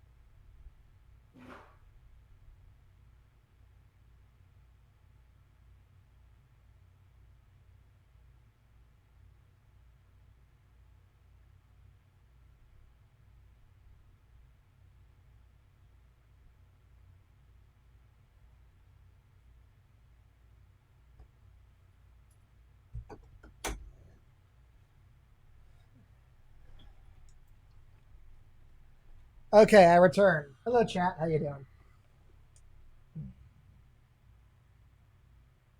I'm out of water too. I'm mad about that. Let's see. Anything interesting to catch up on in chat? Take a moment. Look how to pronounce Icarus. We're pronouncing Did you make it Icarus. back before me? Yeah, we're pronouncing Icarus correctly. Fuck you, chat. I go over all of this in part 9. Go watch part 9. I think I'm saying it wrong. Are we arguing about how gross? Yes, again. Even though I settled this argument once and for all in part 9, apparently we're still having it. Her name is Icaros, not Icarus. Fuck you. No, I mean you can say Icarus because it's technically not. You can, but I'll hate you for it. But the manga specifically uses all of the Greek spellings and pronunciations for it. Mm-hmm. Like it is said Ikaros in Greek, and I have Greek relatives, so like I know the pronunciations a little better. Granted, I don't always say them right. Like I still unclear on how to say Minos. I think it's Minos, but I could be wrong about that. How else could you say it? But I don't know. Minos? Well, it is like Minotaur, so one could think like. Yeah, that's the thing. But again, that's the English way of saying it. Right, yeah. But yeah, you will find that there's a lot of Greek things that we will say. Like for example, in the manga and anime, it said like Hephaistos instead of Hephaestus, which is the English spelling. It's the same as like Hercules, Heracles. So just think of it that way. Mm-hmm. Yeah.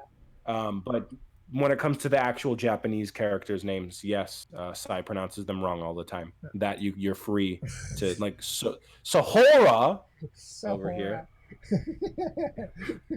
At this point, I think he's doing it on purpose. It's so hard. It's Sohara. Seguda. What's so hard about that? Seguda. Oh God, I hate it when he. Hey, I've been getting better about my pronunciation shit.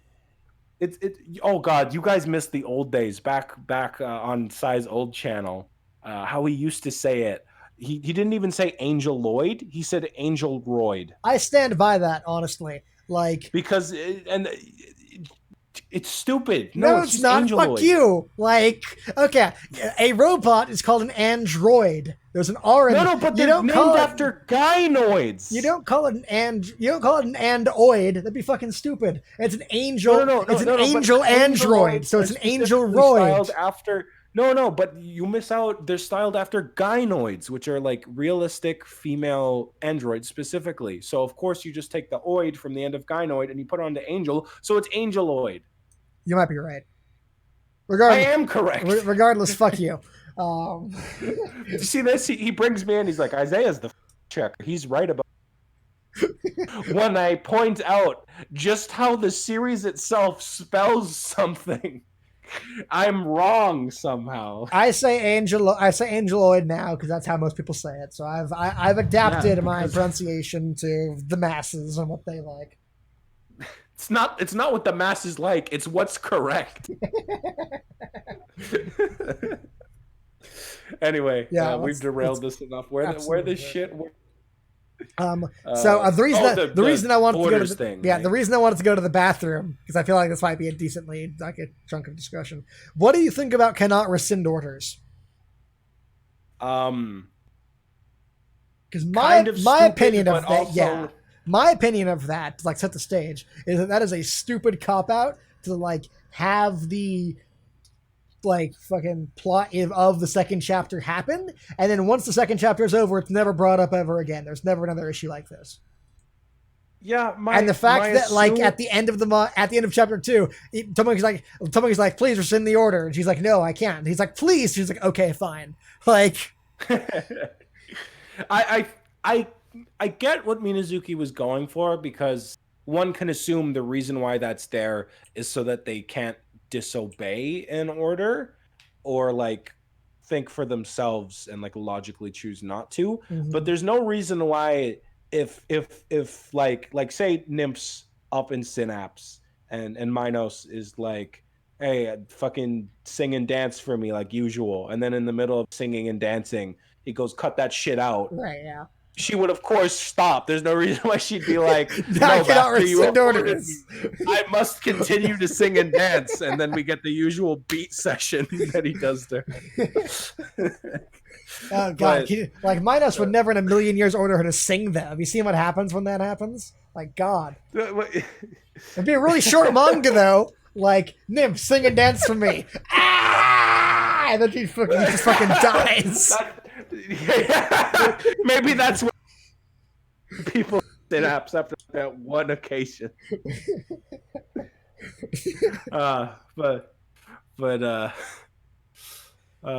Yeah, I think the like cannot rescind orders thing is like a lazy plot device to have in this first chapter that immediately gets dropped afterwards.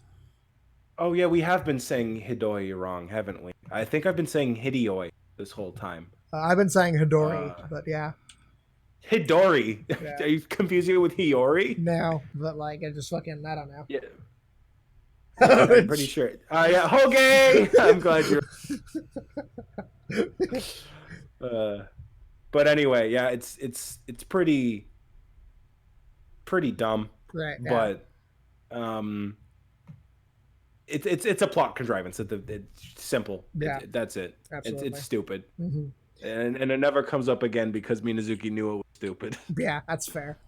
Yeah. One of the changes the manga makes, or that the anime makes, in the manga, is that Ikaro specifically says that after everyone's been eliminated, after all the humans have been eliminated, it will reestablish a whole new human race that views Tomoki as their ruler. Which I think is a really stupid. Like, I'm glad they changed that. Yeah, that one. I'm wondering the tiny speech bubble that like completely recontextualizes the whole situation.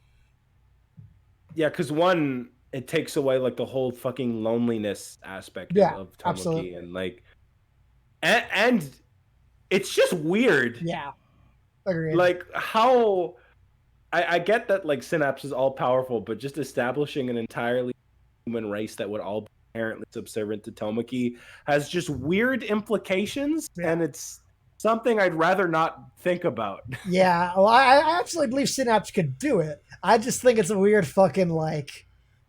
It's a weird thing from Minazuki's perspective as the author of the story to have included, because it does kind of undermine the whole situation they're going for. So yeah, it is. I'm almost tempted to say that's something Hidori, whatever the fuck you say, added to the Hidoi. I really want like an accurate translation of that speech bubble now. Later on today, or whenever the next time we do one of these, I will double check because I have the Japanese books with me. Cool. But the fact that it is in an entirely separate speech bubble does add credence to the fact that it's more likely something that's there rather than just some sort of mistranslation. Yeah. But I will, again, I'll fact check that by our next one. But it is just a weird thing that I also would like to move on from thinking about. It's weird. Yeah, absolutely. And yeah, that's all the notes I had for this chapter. So something we forgot to do for the first chapter, I guess we can do for the first and second now, is what did you okay, let's start with the first chapter. What did you think of the first chapter? How's that for an opening to the series? No, we did do that. Remember I said it was very service. Okay, yeah. Okay. Yeah, we more or less came to agree that it was fine, but had a lot of issues. Chapter 2, I'd say, is already a big improvement. Agreed. Yeah, absolutely. It like, feels more like SNO. Yeah. Definitely, yeah. Like the gags are funnier. There's a lot of fourth wall breaking stuff in it. Paneling is a lot less amateur. Like again, the parallels between Tomoki waking up each time, how he's like there's less stuff you can point. There's less stuff you can point and laugh at as being like obviously the product of like rush development or amateurish work here. No ugly faces. Yeah, that immediately come to mind at least. Absolutely. Everything feels a whole lot more on model throughout. Pacing is better, I'd say, as well. Yeah. There's just not a lot that I could complain about this chapter that aren't nitpicks. There's nothing that I wouldn't say it's exceptional, but it feels a lot more like SNO than the first chapter was. Yeah, absolutely. Yeah, this has the heart of the series in it, is what I would say. I would agree with that. Yeah, you can see it here, whereas you couldn't really in the first one. Yeah, the first chapter could have been anything. Like if I only had,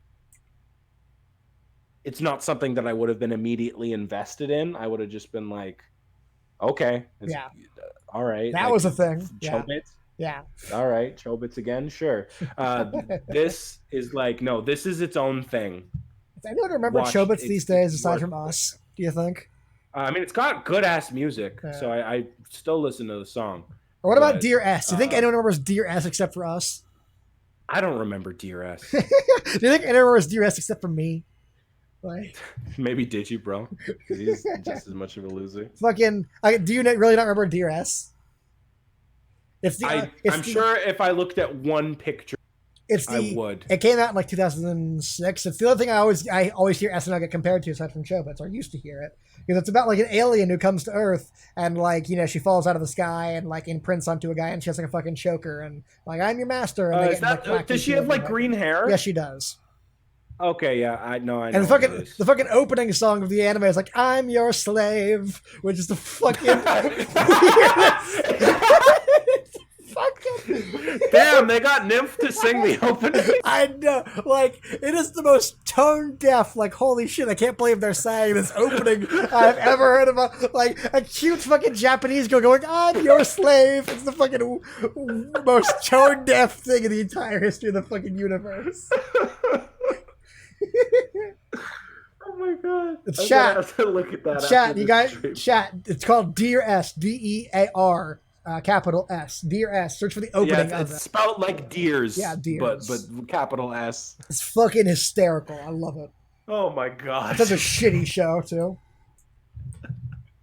That's the sad thing because like the concept for Sora no Tashimono isn't original. There's a million shows that it gets compared to. Absolutely. But it is the peak. It is the peak of the strange girl falls from the sky meets boy harem genre. I think it's just the best harem show I've ever seen. Yeah, I'd probably say that as well. Unless I mean, it depends on what you're looking for, I guess. Like if you're looking for like well-realized characters and plots and shit, I think it's the best. If you're looking for outright fan service, I think you can't beat To Love Ru. I mean, I'd say that like Urusei Yatsura is also that's fair. Yeah, it had like invented the genre. Yeah, very clearly takes a lot from it. Right. Yeah. I'm pretty sure there's like exact like scenarios and chapters that they.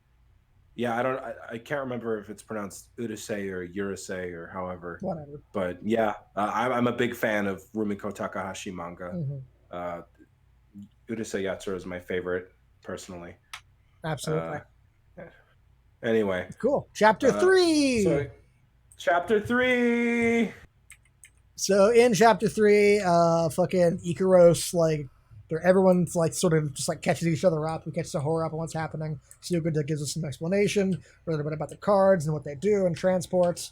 Tomoki goes to school, sees Sahura's panties, and that causes flying panties to happen, which is the big thing that SNO is known for. Flying panties. Basically, there's a big this is a comedy chapter, so like this big conflict of like how they fix this problem because everything Sahura puts on, just like Team Rocket blasts off into the sky, which is hilarious. So big string of trouble of how they will fix this problem, and then eventually they try a bunch of different pairs of panties, and eventually one works. And it's almost exactly the same as the one she had on initially, except it is a bear instead of a dog, and it's trying to figure out why that was. And the last page, someone goes, "Oh, that's right, I hate dogs." And Sahura like slams him into the ground, which is a really good joke that I really like.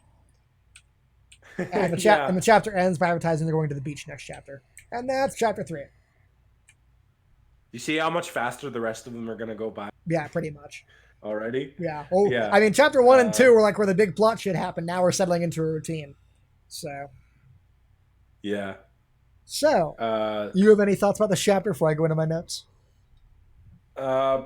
Funny. Mm-hmm. It's again, most of the things that I'll say is funny, but the anime was funnier. Yeah, agreed. Which I feel is partially unfair because, having voice acting and like animation obviously adds credence to a lot of comedy. Granted, a lot of manga can pull off humor super well, and SNO does a lot of times. But it's still funny. Like I got a couple. The dog joke at the end. Yeah. Like that joke, I think, is the highlight of the fucking chapter. Honestly.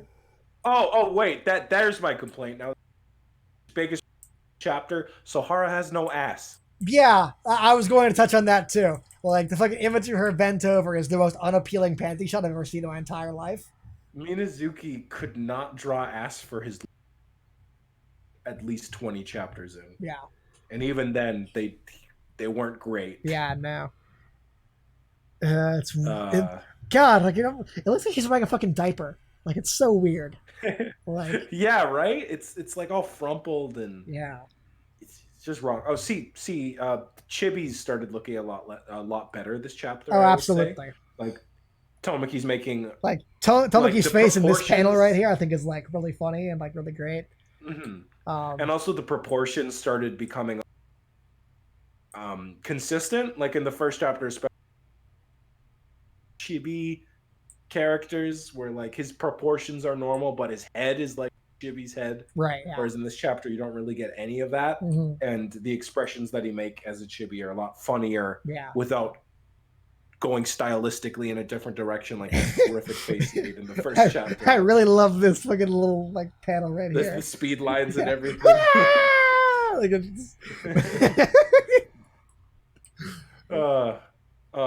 by the way, just to go back to the chat, I see a lot of comparisons to High School DxD right now. Mm-hmm.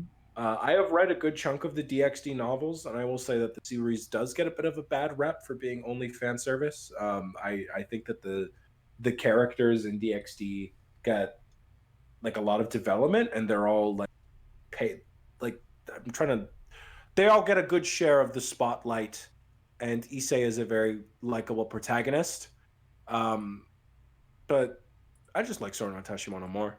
I remember, for the Kickstarter, I remember I wanted to go back and like touch up part 3 a bit. One of the things I wanted to add to it, in like discussion of fan service, is granted, I have not like watched any of DxD. Like I will state that openly, and not only am I ignorant, I'm also incredibly fucking biased. So take whatever I'm about to say for whatever you think it's worth. Great, here we go.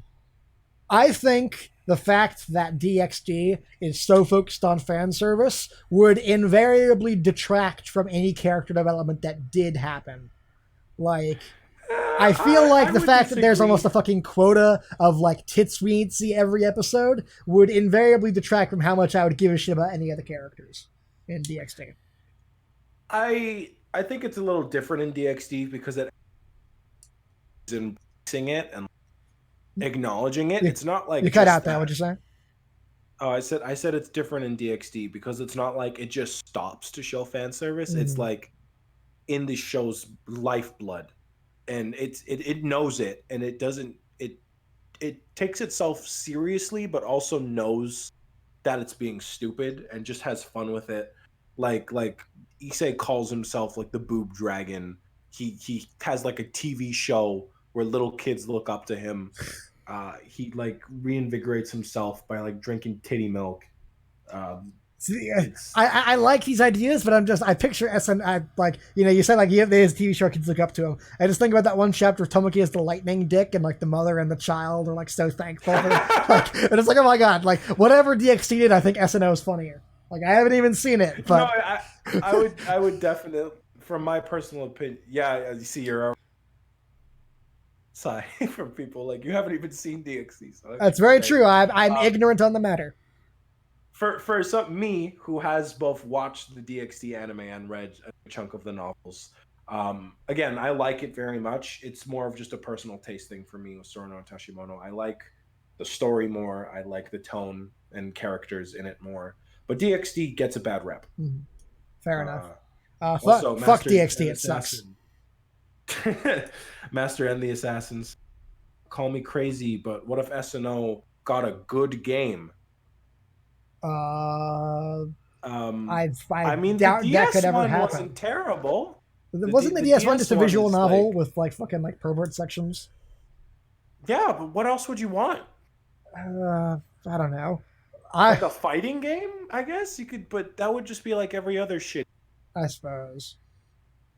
But I can't really. Okay, no. I want a fucking that like chapter where Mikko sets up the Who's the Strongest Angeloid tournament. I want an SNO fighting game. It'd be badass.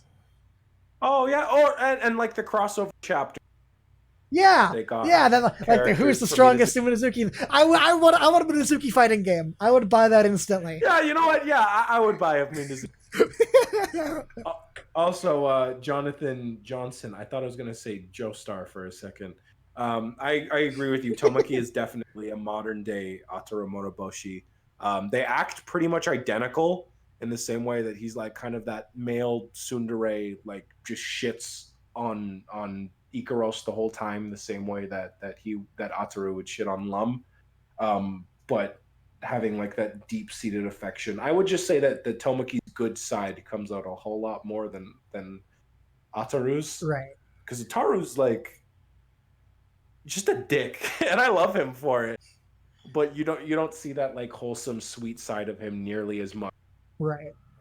But yeah, they're very much the same character. And speaking of like sort of like the family tree of like Tomoki's character, I would really say that like characters like Kazuma, Kazuma, and yeah, Konosuba are like directly inspired by. Like I would be surprised if the author of Konosuba hadn't read SNO at some point because I see so much of Tomoki and Kazuma.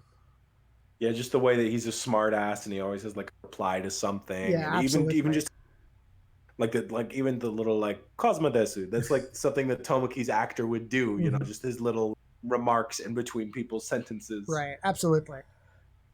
So Yeah, it's great. yeah. Uh, anyway, Well, we were just doing a general review of the chapter. yeah, I guess that was what we were doing. Yeah, Good chapter. good Bottom chapter. line, it's funny. I really like it. Again, SNO's heart is in here, but more of its comedic side. Hmm. It sets the tone of what future comedy will be like, because the first two chapters We're didn't really do that. Yeah, they were like Chapter two did a better once job you know with what the like entire manga is like, the first two chapters are like bizarrely serious. mhm. Like the first chapter, I would say, isn't so much tone deaf. Hmm. Uh, Chapter two is like there's a little bit of like little fan service comedy, but then it's like well, dark comedy too, Yeah. as we said earlier. But then for the most part, it's just like this series is gonna make you cry sometimes. It's got some fuck shit. Hmm. Whereas chapter three is like, okay, but we also just dick around and have flying panties and Right. do Yes. whatever we want. Absolutely. Although the flying panties are like way less pronounced here than they were in the anime. Like that was a big deal in the anime, and the aspect of flying panties is almost like glossed over here. Yeah, Like, it's kind of just like the climax of the chapter. Like it happens, yeah. you get the little flashback, and then they're gone. Absolutely. Aside from like a little gag at the they're mistaken as like the meteor shower. Right. Yeah. But the anime is like Really it plays capitalized on hard it. into the flying panties thing. The entire ending sequence of the episode is fly to a Japanese folk song. Oh, it's so perfect. It's so perfect. Yeah. But anyway, yeah, I'd say that's as far as the review goes. Were there any like notes that you had on this chapter? I had a lot. There's a line where Sugata mentions like, something about his kidneys. I wrote, Oh, was that Ikaros's cooking or something? where is Like it at? like kidney failure. Yeah, he makes like Oh you yeah. want to make this soup It'd be more better if this bland was if you the don't soup wanna is blender cause. or something that caused my kidneys to malfunction. Which is a really fucking weird line, especially considering how early in the manga Sugata's like one gag is that he eats everything all the time. Yeah, I kind of forget because like that's dropped so quickly In the as like anime, his yeah, gag. yeah. In the anime, it's like Yeah, barely acknowledged, and in the manga, it's yeah. like just over after the first like 6 chapters. There are times where it comes up, like even final, What'd you say? You cut and out? it. Oh, I said it still like makes little appearances, like even at the end of to eat and stuff. You cut out exactly the last Um, part you did. he comes It back to makes Tomoki's house yeah. to eat. Anyway, um, yeah, my mic is terrible. It does this all the time. I don't know if it's my internet, Yeah. but We can look into it later. anyway, and there is like when you consider Sugata's position, Mhm. I suppose you could see why he eats so much at every opportunity. I guess at this point it isn't really spoilers to say Right. Well, I mean, we find out he lives at the river that in like chapter 4. yeah, he's living by the riverside. We won't say why yet, Hmm. but of course, someone like him who has to catch all his food, of course, he would eat as much in one sitting as he could That's because he true. probably doesn't know what his next meal is going to be. That's true. That's a good. I hadn't thought of that, but yeah. Yeah. But anyway, so the kidney failure line. I see Um, that you wrote about like the transport cards. yeah. Also, the manga specifically introduces the idea of like old model cards. Um, Yeah, I brought that up earlier. yeah, yeah, Yes, yeah. So I guess we can skip the that. card.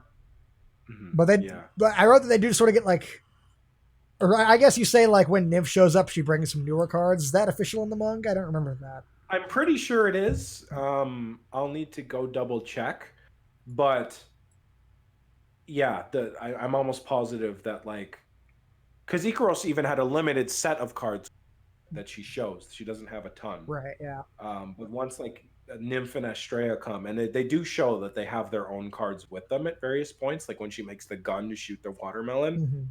Hmm. So I'm pretty sure it's safe to presume that if it isn't stated, those are new model cards. That's fair. And again, they can be used multiple times, which is why we see the quantum converter coming back, whereas the devices in the first chapter do not. Right. Yeah. That's fair. Yeah.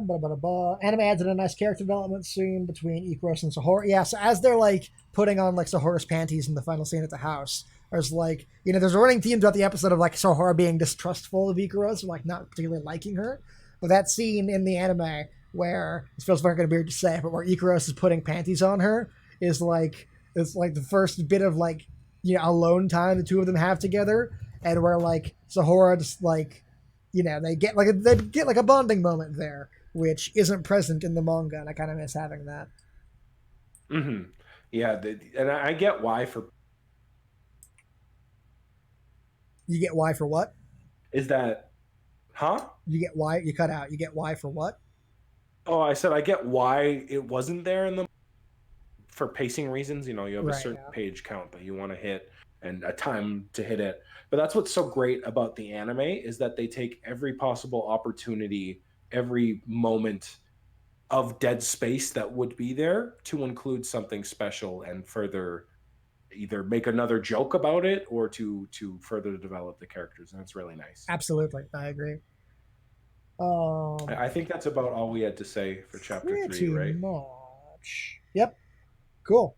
So Yeah. now we move on to chapter 4. Flying through that one only took Yeah. us 25 minutes. Yeah. Oh, one thing that I'll bring up right from You cut out there. thematic theming. God damn it. Okay.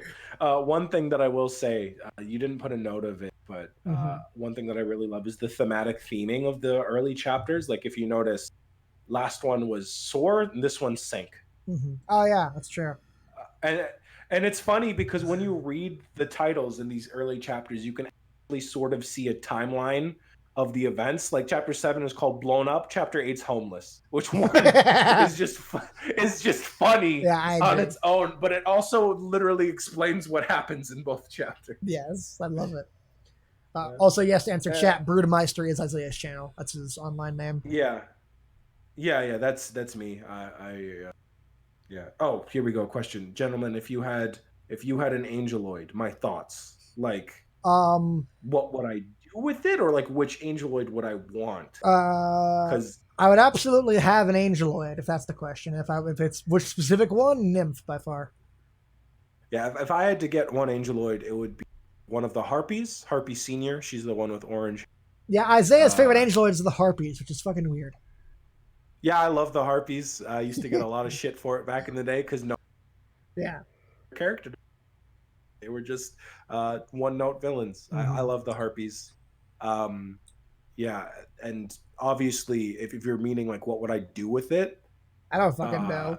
Like, fucking get the $1 billion thing that did first chapter right away. that's true. And then Uh, don't wish it away. actually, that might not be as plausible in real life because, well, if they're like unmarked bills and can be passed off easily, then I suppose I would just spend them in very small amounts to not draw attention to myself. Right, yeah. Um, But yeah, I would just live in fucking luxury. Absolutely. Yeah, pretty much the same here. Oh yeah, and yes, so Sohara is 100% Shinobu. That is like the most blatant referencing you. Uh, but yeah, chapter 4. So this chapter Again, it's the beach one. First, or I guess I'll save that for later. Sohara like wins a prize for them to go to the beach. Mhm. Um, or After cheating with a card, or which I think is an interesting yeah, that's change. right. I forgot. Yeah, does that happen in the anime? I think No, it does not. She just wins. yeah, that's right. That's why I was blanking on it for a second. Yeah, that's right. So they win like the prize to get a day trip to the beach, but Sukita comes with, presumably because the luck was still affecting him. I suppose that I think it's the just funnier tents if were he just ruined. has natural luck, or if he's just fucking I would like that like as well. God intervenes to Uh, like ruin Sahara's plans. I think it's funnier. yeah, and then of course Ikaros comes along. Yeah. So Sahara's all bummed and pissed because she wanted to spend time with Tomoki. We get the reveal that Ikaros can shrink her wings at any size, They which is still look like never shit. You, yeah, and never really plot important. It's just like, hey, here's how we can bring her outside in front of people without all of Sarami knowing that she's an angeloid, which very quickly gets yeah. thrown in the fucking trash Yeah, anyway. like Uh, it's funny because like by like the 20 chapters in or so, like just all of Sarami's just used to having angels around. Like no one even like Forget 20 chapters. When we get to chapter 6, the shooting tournament, that's fair. remember? Yeah, yeah. But yeah, they like set it up at the start. Like Tomoki's all like, people can't know you exist. You know, this is a big deal. And then they find It's and no one even gives a shit. People are just like, oh, there goes Tomoki again. Anyway, so they go to the beach.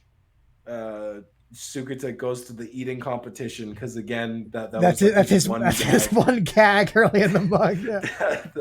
That was his that was his one joke. We find out that Ikaros cannot swim because her wings soak up water, and so she is constantly sinking throughout the chapter. Mm-hmm. But because of that, we also learn that she can survive up to 3,000 feet into the sea before the Meters. pressure They would don't kill her. use fucking our like Meter, weird wizard measurements over there. whatever. It only said 3,000 the page, so I just assumed meters. Cool, and she can go 720 hours, like moving, without shutting down. So we're already getting hints that like Ikaros Fucking is badass. very clearly not just a pet class or Right. whatever. Yeah.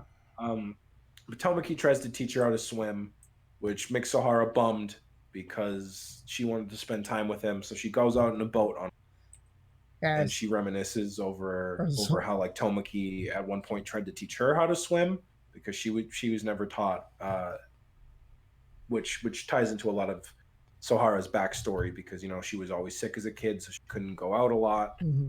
So Tomoki was the one who would like always show her to do everything. But as the clumsy bitch that she is, Sahara of course loses her paddle and she falls into the sea. But before she can drown, Tomoki swims out and saves her. It's established that he's quite good at swimming. Brings her back to shore. It shows that he remembered all this time that she couldn't swim, whereas Sahara thought that he just forgot at this point and didn't care. So she's happy because she has that acknowledgement from him. However, the day is over, so there's no time left for him to spend with her, and so she demands that they stay the night at like the inn, which Sukita won a ticket for because he won the eating competition. Mm-hmm. He's still eating hours later, by the way. The corn on the cob, which is for as one note as the gag is It is funny. entertaining to see him just constantly eating. Yes. So they go to the inn. Tomoki has another dream about Daedalus, and this is a bit of an interesting conversation because you can kind of understand Daedalus's predicament a bit more, and also how she's a bit of a selfish character, which we learn more on later. When Tomoki's expressing simply how he's happy to have Kuros around, she tells him, "I didn't give you her to have fun. Mm-hmm. You need to come save me." Mm-hmm. Anyway, so he wakes up, sees Ikaros. This is at the point where he learns that angeloids cannot actually sleep or dream, which is a pretty big plot point. The Society of Synapse as a whole, their inability to sleep or dream rather is very plot important. But rather than go back to bed and leave her by himself, he brings her out for a walk because he figures that her wings could probably, use a stretch anyway, given that they've been tiny all. And even though they still look horrifying, They do look fucking terrible, terrible. I hate her wings. they look disgusting in these pages. It is still a wonderful moment. Yes. And I love the page where he's walking with her, holding her hand. Mm-hmm. Just the quintessential nice guy Tomiki moment. Absolutely. Where he's actually being thoughtful and introspective for once. But the chapter ends with Sugata again analyzing Ikaros, thinking that there's no way that some thing created for entertainment would be able to survive at a deeper pressure beneath the sea than submarines. Right, yeah. And so he's starting to piece things together. Real identity is nice. And that's the chapter. That is chapter 4. Yeah, since I summarized it, what'd you think? I thought it was pretty okay. I admit I'm not okay. There are aspects of the chapter I really like. There are aspects I do not. It's a Sahara focused chapter, and I always find that pretty boring because I don't like her character very much. I think the best parts of the chapter are the parts that don't involve Sahara. Honestly, I was gonna say her entire conflict at the end is just really boring. I would say this chapter starts strong and ends strong, but the middle. Yeah, absolutely. A lot of great gags at the start. Sugata just being inherently lucky. The eating contest, Ikaros drowning.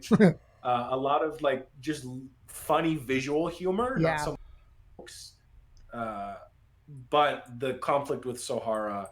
It's not that because a lot of people don't like Sohara. I actually do. I find that she's a really great character, or not necessarily great. She's still one of the least cast, but she acts as a great foil to a lot of the other characters. Whenever she's paired with an angeloid, they have great chemistry together. I'd agree. I'd agree with that. But on her own, she just isn't very. Yeah. And this was just a very melodramatic to be upset over. Oh, he was busy with Ikaros. He probably doesn't remember swim. Time to drown. Well, time to kill myself. It's not very interesting conflict, no. And it's also pretty dumb how she falls out of the boat. Yeah, when she could have just paddled with her hands to get the oar instead of reaching off the end of the boat. Yeah, well, Sahara's kind of not smart, but it's really contrived setup for a fucking conflict. Though. And to acknowledge the elephant in the room, 2 humans just pointed out in the chapter. There's no nymph. There's no nymph, because in the manga, from the beginning, the anime introduces nymph a whole lot earlier. Oh yeah, so much earlier than the manga. We don't see nymph until chapter 9. Yeah, she's introduced at the very end of chapter 9, which is the end of volume 2. Yeah, which is insanely late. Whereas, especially when you consider that the anime covers, the first season covers the entire 3 volumes. Yeah. And a little extra even.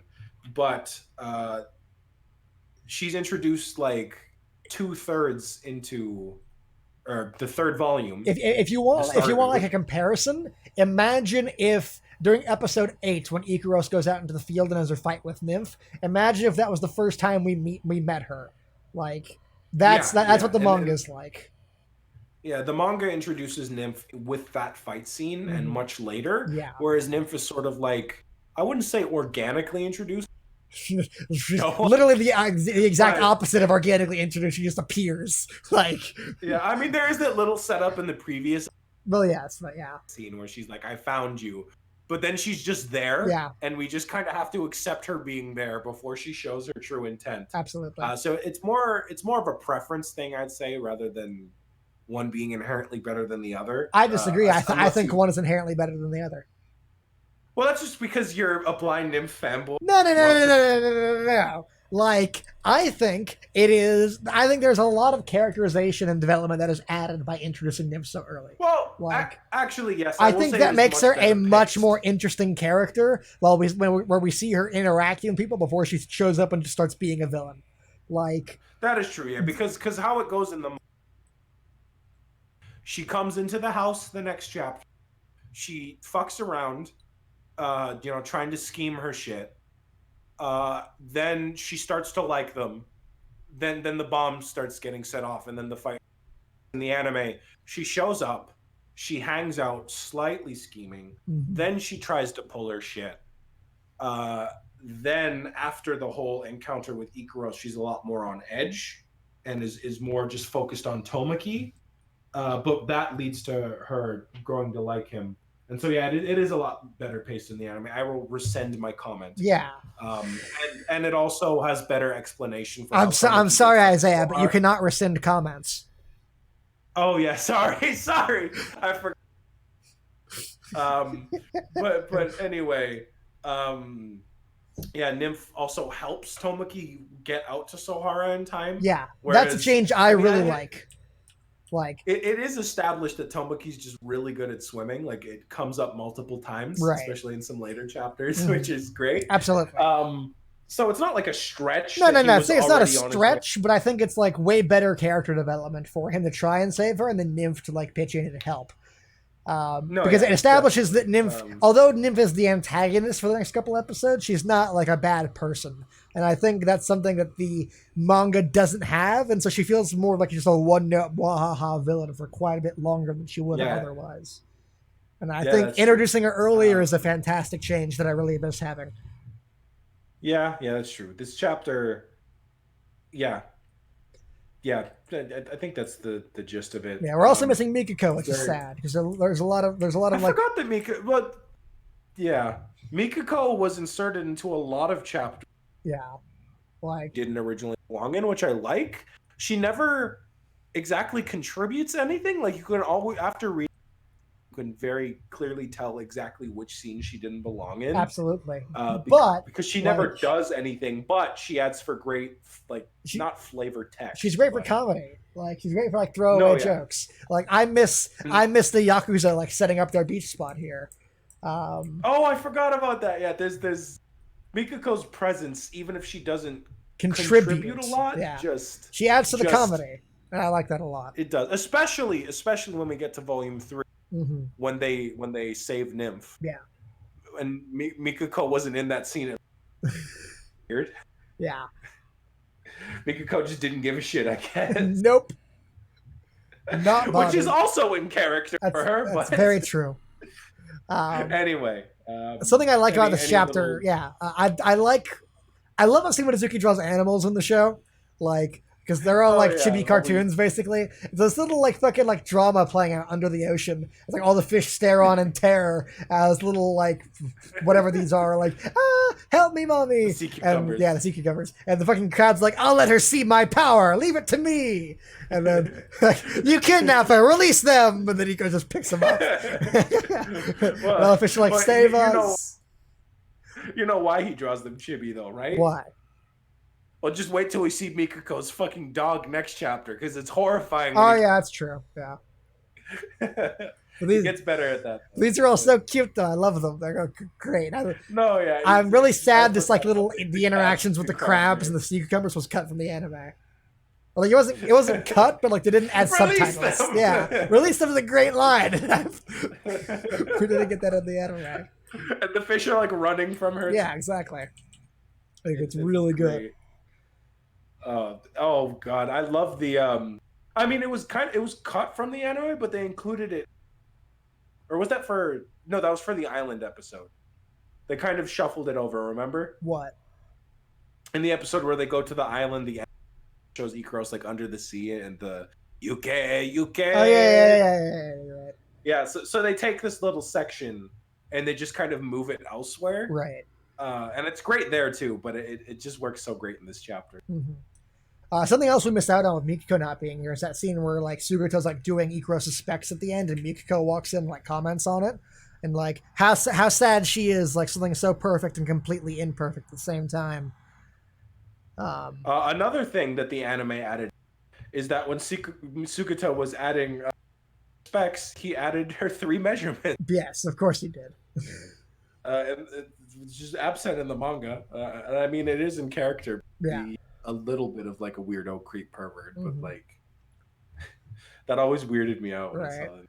Um, But anyway, speaking of him being a weirdo creep pervert, I miss Pretty Kun in the fucking manga.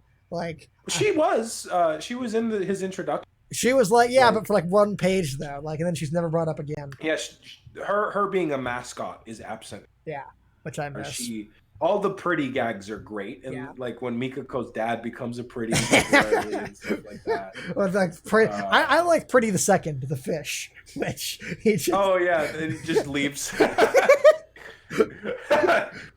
he's like, I should have just eaten her.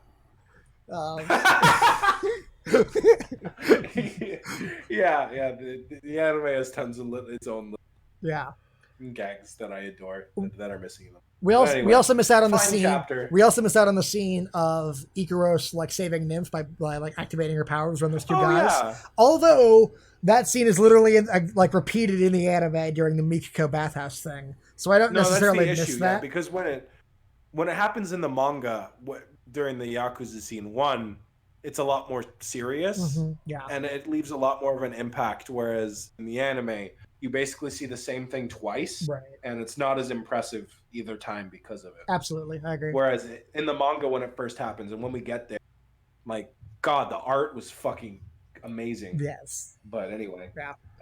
I think we've spoken enough on this chapter. Agreed. Let's move on to chapter 5. Finally on volume 2. Yay, we're doing it. We're 2 hours and 15 minutes into the stream. We're on volume 2. We did it. Okay. So go on. I need to go to the bathroom. So if you want to summarize the chapter, I'll get back and then cover for you if you need to go. All right, cool. Yeah, I will summarize the chapter then. Cool. With the lack of pictures, unfortunately. Yeah, be right back. Control oversized computer. So chapter 5. I will also answer. Actually, I'll just take the questions in the chat real quick as well because we've been missing out on those.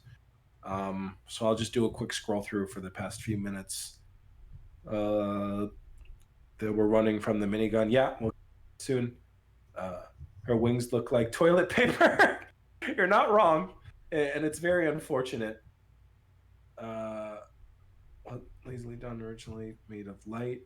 I'm not sure what that's referring to.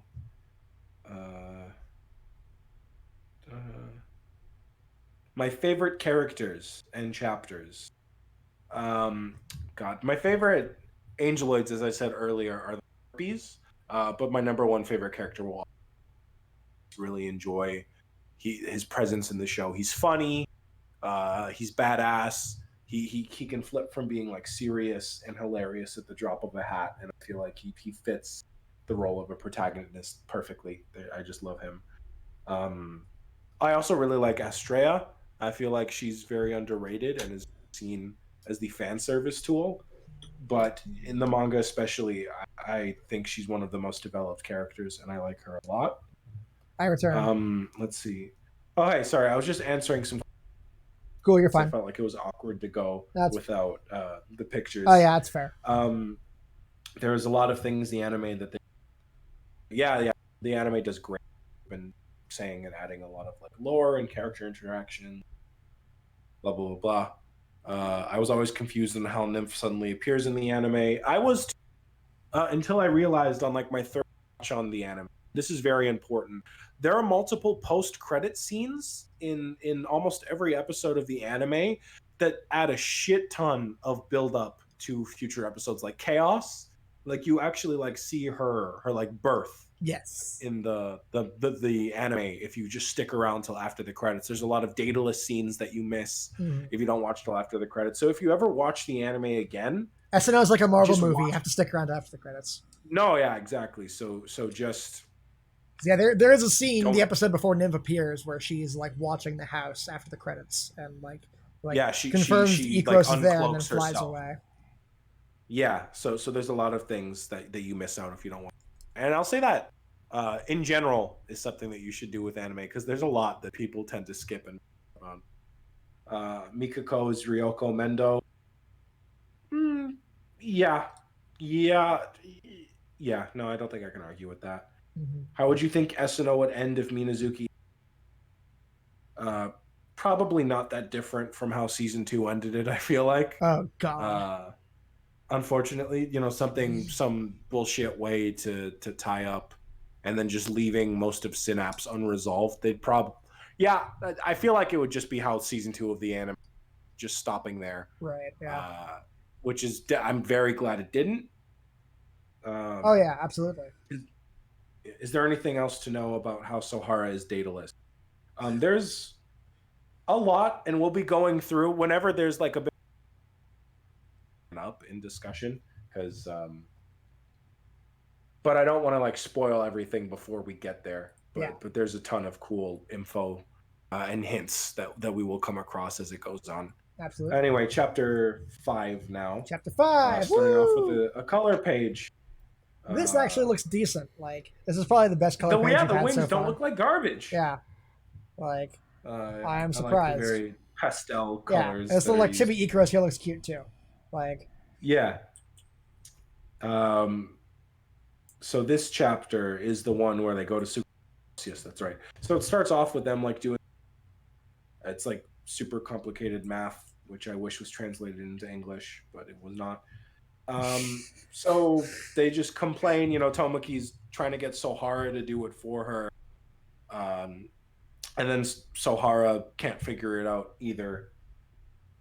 There's like this funny joke. I'm trying to remember how it was.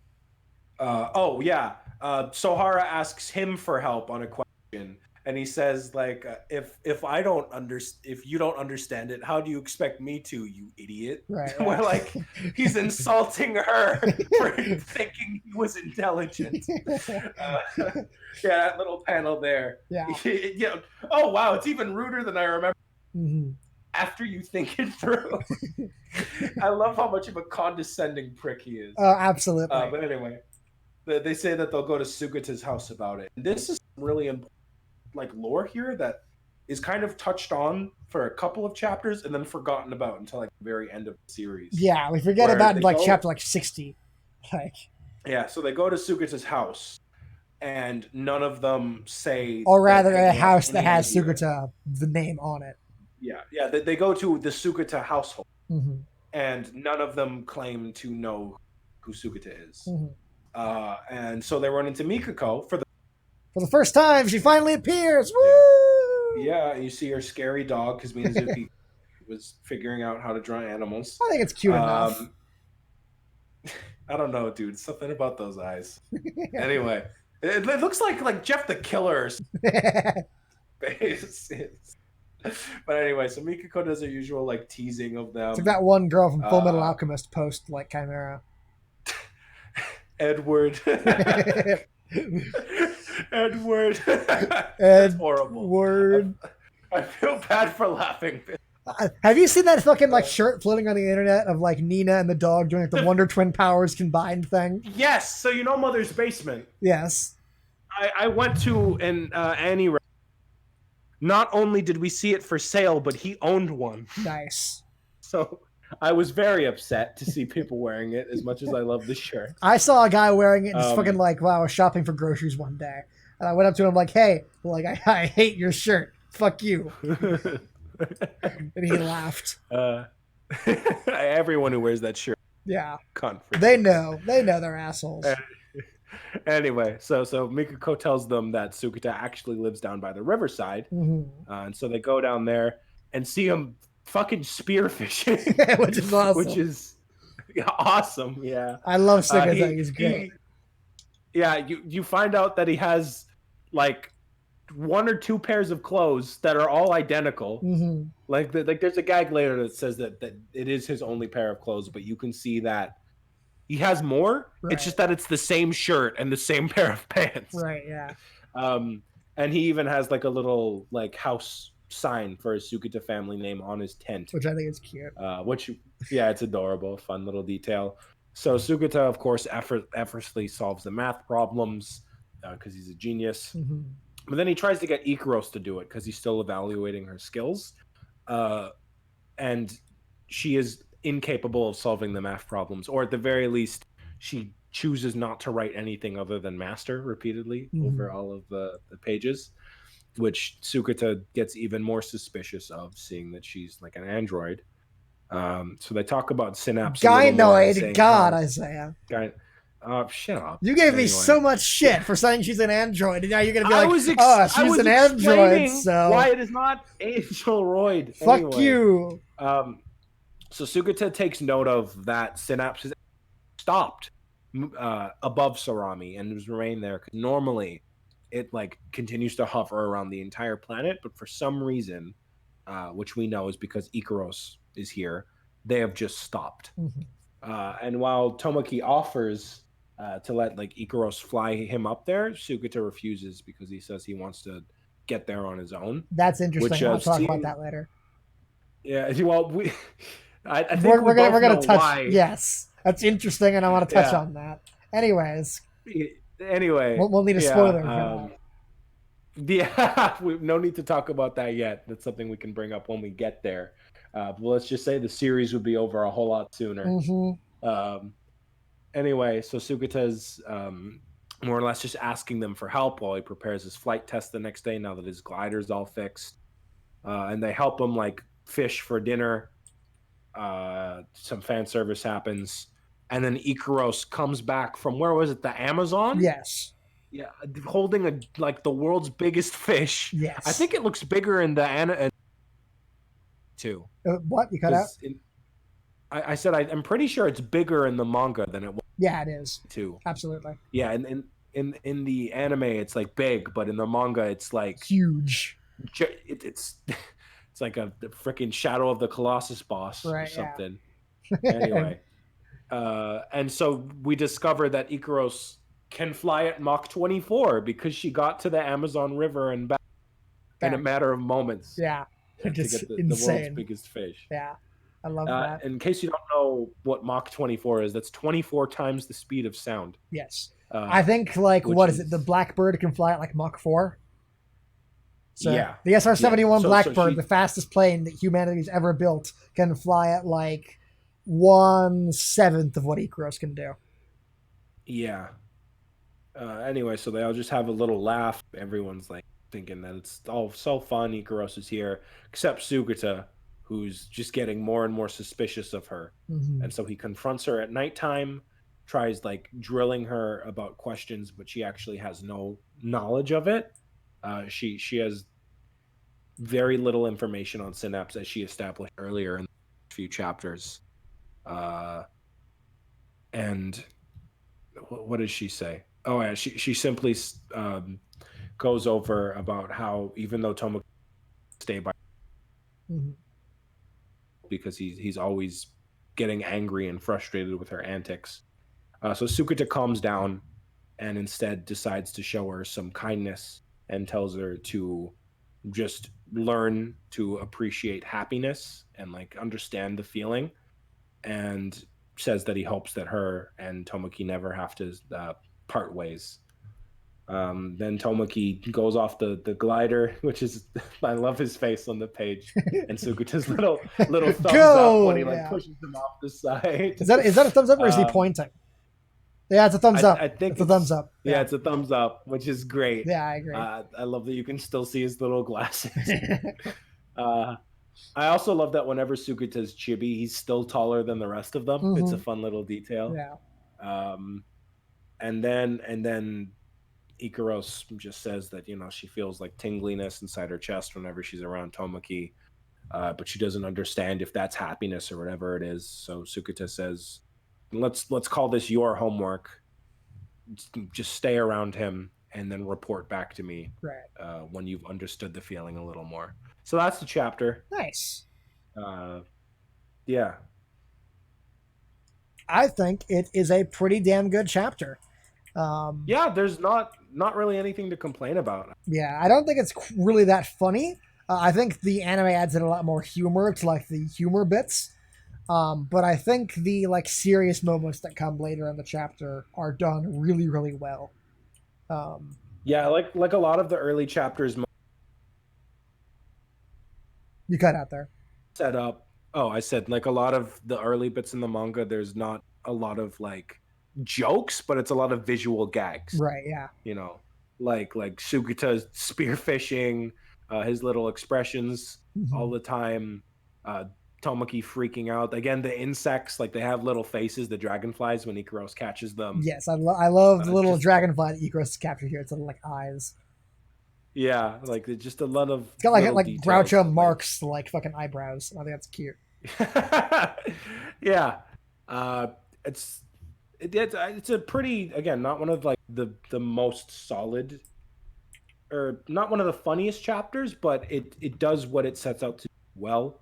A lot of great like further building the mystery of what Ikaros is, and Mm-hmm. like how she just possesses all these weird abilities that she doesn't even have any idea of, while also fleshing out Sugata as more than just a for the Yeah, first time, giving him a really. fucking character finally, which is nice. Yeah, yeah, we actually see him like getting serious for the Mm-hmm. first time, whereas in the rest of it he's been and like you, and also building his own mystery of like, is he related to that Sugata family from earlier, or is it just a shared Or like, name? yeah, Why is he what's living going down on with by the him? And yeah. riverside?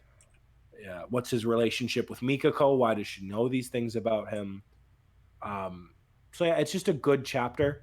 Mm-hmm. Again, it's one of those things where you can say like the anime did it better in most regards, Yeah, but it's just a fun and heartwarming chapter agreed. that has some good setup for things to come.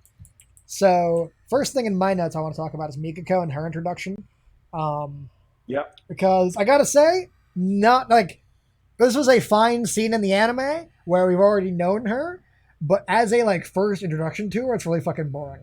Like No, yeah, we do not because get a good sense of her character at all from this like quick interaction. Like, and she oh, comes across definitely as like not. really stale and just like boring. So like she appears, she's like, oh yeah, she like does a little bit of comedy where it's like I heard a rumor that like Sahora's panties are chosen by Tomoki, and that they get flustered about that. But after that, she just like, oh, but he's down by the river, bye. And then, so like for her like introductory scene, this is really fucking stupid.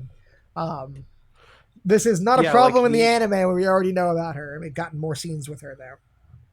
no, the anime introduces her at a great point.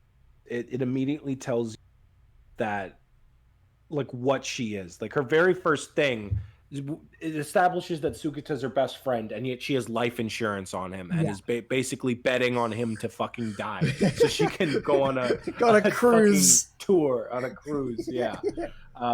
Whereas this, while it's a fine like conversation in the anime because we already know she's like, here she just seems like a friendly tease. Right? Yeah. Like she's like, oh, you She guys does are not like, oh, seem you've been evil bathing like she together does in since the you were anime. kids. Yeah, no, you get no sense of who she is. Yeah. Which, granted, you could say like makes for a fun reveal the next chapter, Mm. but it doesn't make her leave a strong impression on you. Not at all. No. Yeah. Um, Um. the only other spoiler-free topic I have to mention is that I do like that Sakura's glider actually works in the manga, as opposed to Tomoki just falls in the anime. So Yeah, and it's also great because you've actually seen him like slowly repair it over yeah, the course absolutely. of chapters. There's little cutaway panels where you see him fixing the bits, so it feels Yeah, and he like like it's a great fails in bit the of first chapter. continuity. He fails in the first chapter, and he fixes it in this one, and then you go off and it actually works. Whereas it just falls in the anime. It's like, well, because we need to make more calculations. So I like Yeah. that. Yeah. Okay, so Uh, Spoiler time. absolutely. So spoilers for the entire manga. So 3, 2, 1, pop. Okay, so fucking Sugert has estranged from his family, obviously, which is really sad going back and reading through this again. Yeah. Um, Something I brought up in my notes here specifically, and this is where I originally brought up the how much of the manga do you think Minazuki planned out? Because he'd obviously planned Mhm. out Suger's like estrangement from his family, but something I thought about was like later in the manga they introduced the idea that Angeloid's kryptonite is water, and we had Ikaros we're walking around in the water last chapter, and so and they add in like Niv says like she's got like water pressure resistant armor, but to me that is almost certainly a retcon. Um, what do you think about Why? that? Because you're just bringing up like the chaos and siren stuff. Yeah, because like Well, I believe if I remember correctly, siren, like the pressure that she could handle was a whole lot. Yeah, no, it was. I just double checked. Siren could withstand 8,000 meters of water pressure. mhm. So it isn't really a retcon because Ikaros can only withstand 3,000, I believe it said. Yeah, 3,000 meters. Mm, And she is the outlier of the other. She has right. water resistant. Uh, Nymph and Astrea cannot handle that much. The reason why Siren and Chaos are outliers is because again, 8,000. That's Yeah, yeah, 5,000 yeah, more yeah, yeah. meters than But Ikaros. like, I get So it's that. not a I get that, but it's not like, a I retcon. feel like Minazuki had the idea of like a comedy chapter early on where we get to see Igros walking around the ocean's like floor, and then later on realized that he wanted to have water be the main weakness. And like, shit, I had the early chapter where Igros walked around, and he's like, she's got water pressure resistant armor. Sure, that's why. Like, No, I didn't. and then this plot hole is exacerbated by the anime, where we see her walking around the entirety of the ocean floor, like a couple episodes later. Yeah, I In feel the like credits that's what scene. you're basing it off of because it didn't Yeah, look that, you know. yeah. Here Um, it's fine. Here I don't whereas, care, but like in yeah, the that like end anime, credits scene, that's fucking insane. yeah, yeah. But I wouldn't consider it a con. Right. Okay. The other spoiler thing I had written down was that we don't have the scene where Ikaros goes looking for the synapse, which she does in the anime. Sugata asks her to fly up and look for it. She does. She doesn't find it. She comes back down. Um, in the anime, I always just assumed that the synapse was like just somewhere at like in a like a mile or two away or some shit, which is why what obviously would have happened didn't happen. But in the Hmm. anime, Minazuki was smart, or in the manga, Minazuki was smart enough to not even like tempt that. Because, as you say, manga would have been a lot shorter had Ikaros gone to approach Synapse and then just died, but she didn't have her memories of that being a thing that would kill her. Yeah. Also, just to answer a question in the chat real quick, Uh-huh. Master and the Assassin, that is not just your theory. You are correct. He did track the synapse through electromagnetism and weather patterns. Yeah, but I think they explicitly Um, state that in the anime. they do. They and in both the first chapter Right? Yeah. things he points out. Next gen angeloids are like iPhones. They have the intent to surpass the older model, but some fail to even equal them. Fuck you, Chaos! Like the most powerful thing in the Yeah, universe.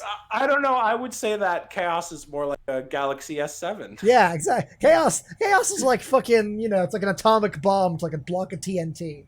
Like, Anyway, Justice slaps. Is it me or the tits in the early chapters seem smaller oh, than the later ones? Icarus's No, tits that change is. size every other chapter, every other Oh, episode. with Like Ikaros, anime, manga, like Icarus's tits just like grow and anime shrink. especially. Yeah. She's like gigantic in the early episodes of Like the anime. I think Icarus's tits really get smaller when Astria shows up to fill the role of the person with big tits.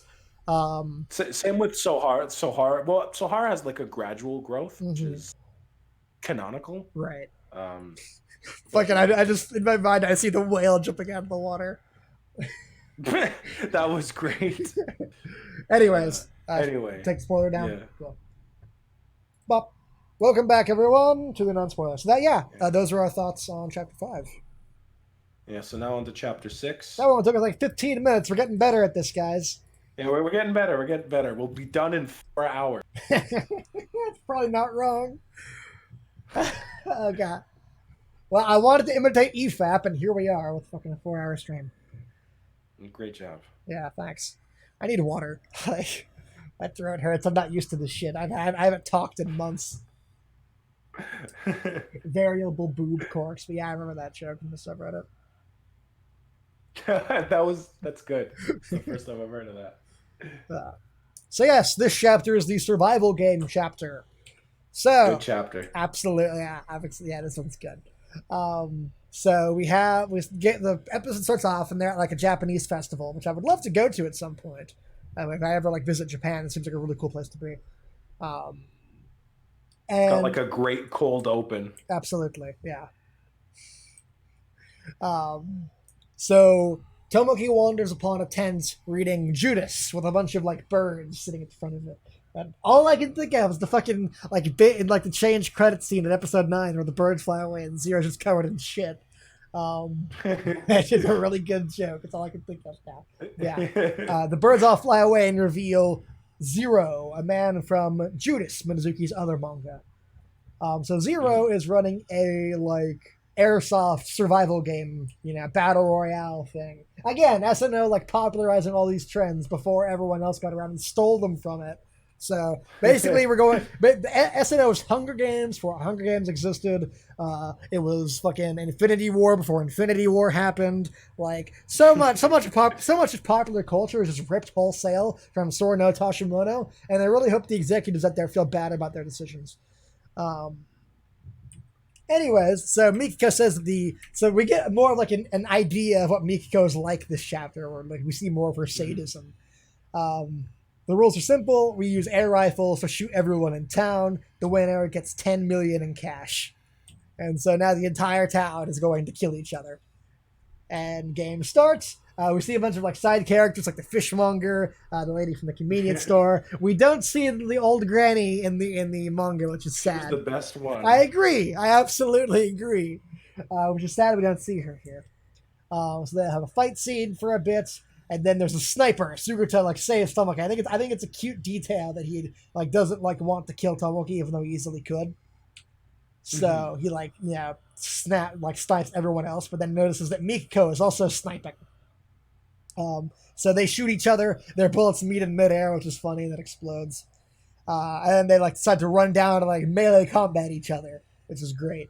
I think this is the best example gag because he's fighting with forks and knives. Yeah, like I put in my notes, like in the anime where his food thing isn't even touched on, like I always thought just a bit of random humor that he had a fork and a knife. Like, he's poor, he couldn't afford boxing gloves or some shit. Yeah. Whereas here, it's obvious that he just like eats a lot, so he has a fork and a knife on him. Especially because they're at a festival too, so you know that like he was. Absolutely. And you have this great like freaking Hokuto no Ken clash going on. Yes, and we see that Mikiko has like fucking like razor fist like boxing Spike gloves. Yeah, which spike is a gloves. Great detail. Yeah, I love that. And then just as they like warm up the fight, the UMA descends, as it says. Zikaros runs through the entire festival with a fucking like minigun, which is awesome, and I love that. We get a really nice like sort of funny, sort of serious moment where Sugata like protects Mikiko as they die, which I think is a really cute detail that I really like. And the fucking this scene. The image on what is this page 23 is fucking gorgeous. I love this. Yeah, this scene works like doubly comedy and like setup, I suppose, showing us how badass Ikaros is. Of. Yeah, absolutely. Yeah, not just badass, but like this whole time they're building up 2 volumes that Ikaros is clearly a weapon. And even though it's a joke, like these people are like genuinely terrified of her. Absolutely. As she lands on like a mountain of corpses and not corpses, but unconscious not bodies. Corpses. I mean, that's what it's supposed to look like. No, that's what it's supposed to look like, and especially learn backstory. That's what she would do. Right. Yeah. By the way, is that one guy holding up like a white surrender flag, or is that something else? It says just the great details. And then the next page is hilarious too. I love Minazuki is so great at like turn the page like punchline gags. Like there's so many. Yeah. I think my favorite is coming up in like one of the bonus chapters where like Mikiko suggests that Ikigo's get in the bath with Tomoki, and you turn the page, she's like fully submerged underwater in her clothes. Like, but there's so many good like turn the page gags of where like the punchline is the first thing you see on the next page, and I think that works really well. Also, her chibi just looks adorable there. Like that's one of like the cutest chibi Ikaroses from early on in the manga. Absolutely. Yeah, just her aloof stare. So Ikos gets eliminated. Tomoki thinks he might have a chance. Zero reveals to him that he did in fact mix a single real gun into the mix, and who should have it but Sohora. So Sohora has a real gun, and she ends up chasing him because she wants to get money. In the anime, it's because she wants to be able to like take Tomoki on a cruise and do pervy things with him. But I think here she's just like obsessed with money. I don't think, yeah. It's the gag is that like she's struggling to even comprehend how much money that is, yeah. And because she's trying to put it in how many eggplants could I buy with that? and so the very thought of her unable like to numbers of how much money means she's like willing to do whatever it takes to obtain it. Like there's even that joke where she says like, I'm sure like even if it's a life, I'm sure I could buy that back. Yeah. So she shoots a bullet at her, but Ikaros appears in front of him and then tanks the bullet for him. It looks like Ikaros is dead, and she just sits up again. Another great example, that's like another Ikaros. And then, yes, another great that's turn the another one of page those great, punchline like, thing. Yeah, yeah, like it's great in the anime. Mizuki's really good at that. Yeah, I think it's less funny in the anime because Ikaros just sits up, like it doesn't Yeah. cut the chibi in the anime. She just sits up normally. I She think sits- I, no, I yeah, think the cut the there's chibi definitely- makes this joke funnier. Yeah, the timing of the joke is fun. Yeah, The actor's deliveries was great absolutely. Yeah, that too. as always.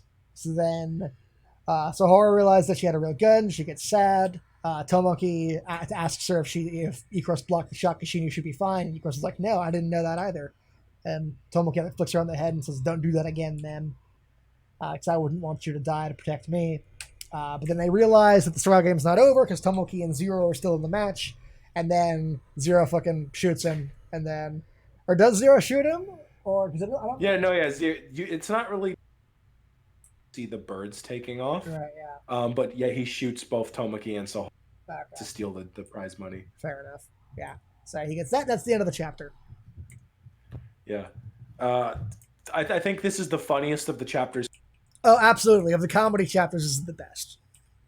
Yeah, of the first few volumes Yeah. at least. Oh yeah, absolutely. All of the summer like consistently some of the best parts of the manga in terms of comedy. I do get tired of the framing device of a Mickey Code tournament eventually after it's used like a 10th time, but I got to admit they are some of the best chapters. Like Yeah, I think they start to like they start to one what? comment. I said I think there's this one where You cut out again at the exact same moment. God damn it! I Yeah, know. it always does that. I'm pretty sure there was one chapter where like Tomoki made a pretty self-aware joke about it, where he was like, "No, we've done this 6 times now." Does he? I don't remember that. That'd be funny though. I'm trying to remember. Like, makes a comment like, "How many like summers have we had?" Or something like that. Like, that was really fun. Yeah. But yeah, it's just a really fun chapter. Lots of what? great characterization for like everyone. Yeah, absolutely. Even though it's like comedy, like you really feel like Sugata, and like again, the little see that he has a clear shot at Tomoki, and he just moves it over to the person next to him. Yeah, because he likes it. Yeah, I really like that detail. Miyako is more herself here. Like we get more of an idea of like her like sadistic humor. We don't quite get like the full scope of that, but we do get a lot more of it where she's more interesting here than she was in her initial chapter. Especially her like fight with Sugata is great. This is also seeing some of the first time Sohara has like actively participated. Yeah, that's true. So because she's always just kind of been the straight man up to the point. Yeah. Whereas here she's like actually contributing, which is a nice change of pace. I completely agree. Yeah. Yeah, just really solid chapter. It's just fucking. Agree. It's really funny. So what were the notes you had for this okay. one? Well, as for once again, I'm going to say it. I vastly prefer the anime version of this episode. Well, yeah, it's just funnier. Not only is it funnier, but like yeah, as you mentioned, scene. yeah, as you mentioned, it's funnier because we have like the fight scene is longer. We have the grandma and all the other side characters come in, who we see all of again later. So not only is it a lot funnier, but we have the fight with Nymph scene in this episode, which isn't in the manga because Nymph's not even here yet. Nymph's not been introduced, and I feel that like doesn't happen for another 3 chapters, and Yeah. it works a lot better here. Yeah, because, exactly. One, we just saw the imagery One being of displayed. as my like- favorite lines in episode 8 is when Nymph says to Ikaros, like, "How was it like raining death upon humans from the air? Bring back any memories?" Or like just Yeah, like old no, times. fucking- Like that's a great lead into their fight scene, which It really isn't here. is, Yeah. So Yeah, you don't get that great establishment Yeah. In the manga that you do in the anime. absolutely. But still a great chapter. Oh yeah, I agree. Like- I just like a lot of the early manga. I would recommend you watch the anime version of it over reading the manga.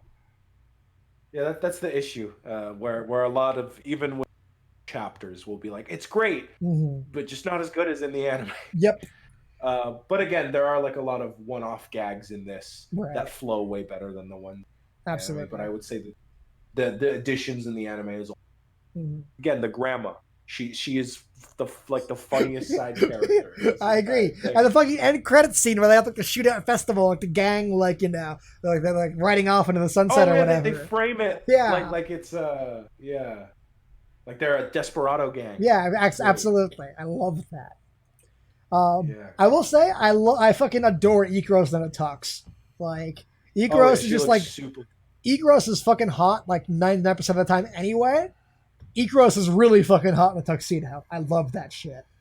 Yeah, her Oh holding the gun is great. I love like the James Bond yeah, that's like opening page. that's great too. I'm just So because admiring it's how dual fucking hot wielding. Ikaros is. Yeah, it's good too. Yeah. I didn't notice Sugino's dual wielding. That's funny. Yeah, one's pointed at the camera. He's dressed like Michael Jackson in the fucking like Smooth Criminal He video. even has like his heel up. Yeah, he was doing.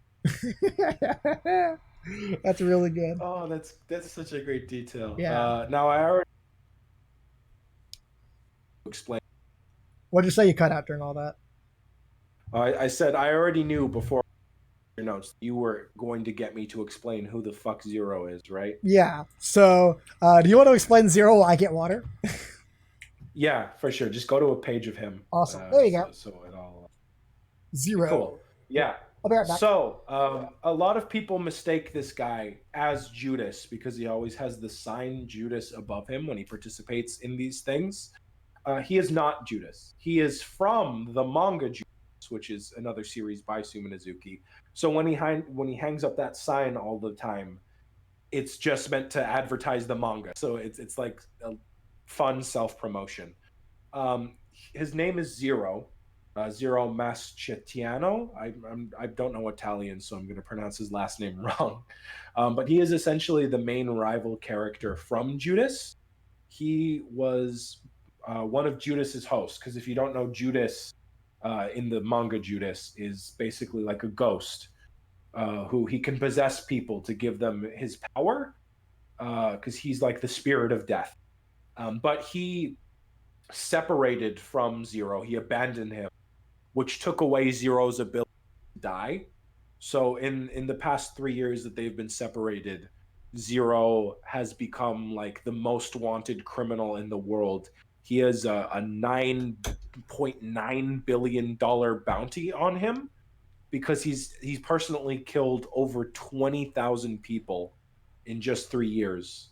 And again, he's unkillable, which makes it incredibly funny and very someone like Mikako, knowing her family's ties to the Yakuza, it just makes perfect sense that she would repeatedly be hiring the most dangerous and professional killer in the world. So it's just a great little tidbit, I find. Absolutely. Yeah. So, There's, yeah. well, I was going to say that's all I've got to say about the chapter. Cool. Yeah. Also, I can feel my throat again because I have water, which is so nice. Yeah. Oh, one other thing Uh-huh. that the anime did when Ikaros cries on Tomoki's shoulder. Oh yeah. You know. Oh, but I do have more notes I just didn't say. Yeah.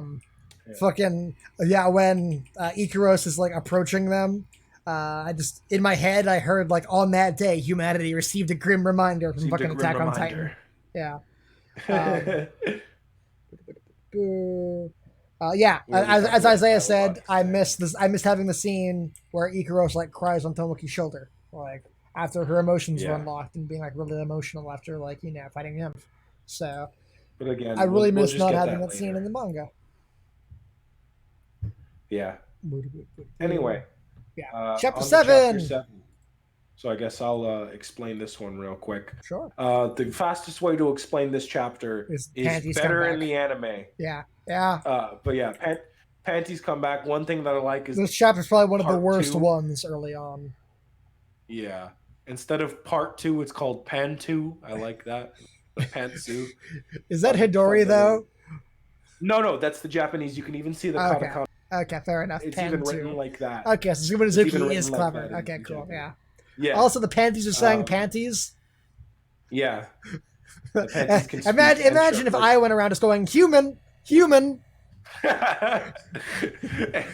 Anyway, so this chapter, It's like fucking the Pokemon. flying panties come back, and they all like they're like attracted to Tomoki. Like they return to him because they see him as like their home. Yeah. So Sohara finds out. She's of course pissed. So right away, I just want to demands say that like this chapter is way less funny in the manga for like a myriad of reasons. Not the least of which being that because the flying panties were most glossed over in chapter 3, like them returning feels weird and out of place here. Whereas because I spent more time establishing them in the anime, it felt more natural for them to come back later.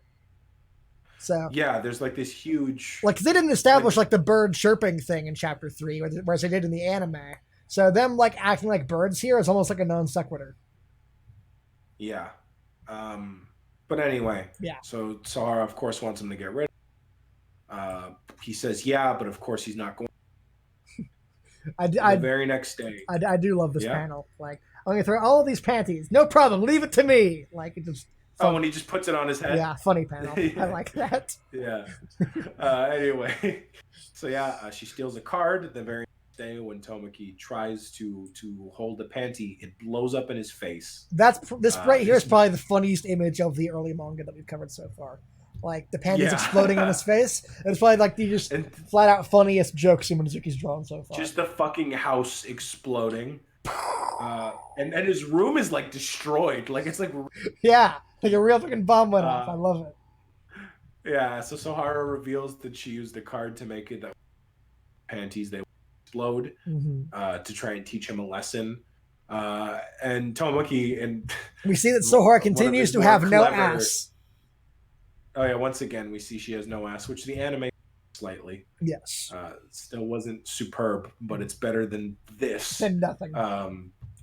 He cleverly gets her to turn around, thinking bug on her wall, and makes her panties explode, which is such a great I love his fucking face here. It's so good. I love Sohara's too, like the slow realization. Boom. And then she just blows the fuck up, like and starts tossing shit at him. A comedy anime or comedy manga or no, that would fucking kill you if a bomb went off like on your fucking hoo-ha like that. Like that's also, his went off in his face. That's well, I mean, yes, but like this especially, like that is not something you survive. This whole chapter is like none of this it's not the survivable. last time it had a wicked smile. Yeah. Anyway, so Tomoki figures like, oh, well, I have to do out of my house. But because he's Tomoki, he hung them up because he wanted to wake up to see them. Yes. And so now his entire house starts blowing up. He decides to blindfold himself because he's like, oh, if I don't see them, then it's no issue. But it turns out if he even touches them either, they also explode. He tries jumping out a window, but he has not only hung out outside, but decorating his ornaments and in the water in his fountain. He spells pants. Whatever. They're literally hung on everything. He's room. And his toilet is clogged with them. Well, yeah, but like it's like in the water, you can see that he even spelled pants with panties. Yeah, with like a little bow on the end. I actually didn't even notice that. Yep. And then his toilet has water or panties in the shape of shit, which is a very Shimonosuke joke. Very Shimonosuke joke, and again, also very like character for Tomoki. The comedy art, the chapter's on point. Like this fucking reaction from Tomoki here is fucking great. I love that. It's great. Yeah, just a little smile. It's like an Icarus antenna hair. I love that. Yeah, her antenna hair going off. The little like boom boom. Yeah. Like it almost sounds like a metal thing shaking. Anyway, so he gets down to the stairs, but there's only one thing that's in the way, which is ultra this super I completely panty forgot robot. About. Yeah. No, even before the panty robot. Oh yeah. He recreated the city of Manhattan out of panty, which is a gag that is incredibly It's incredibly what? And underappreciated. I can't even remember.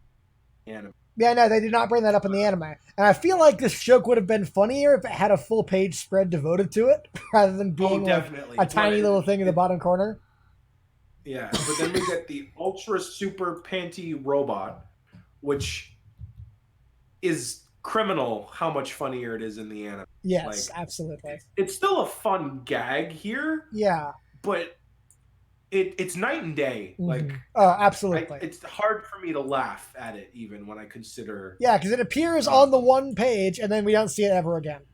We don't even He tackles into we it don't and even goes see it up. explode. Yeah. So we get like a flashback with Tomoki's grandpa Which is always out for funny. hitting on a girl. And he tells Tomoki that he has to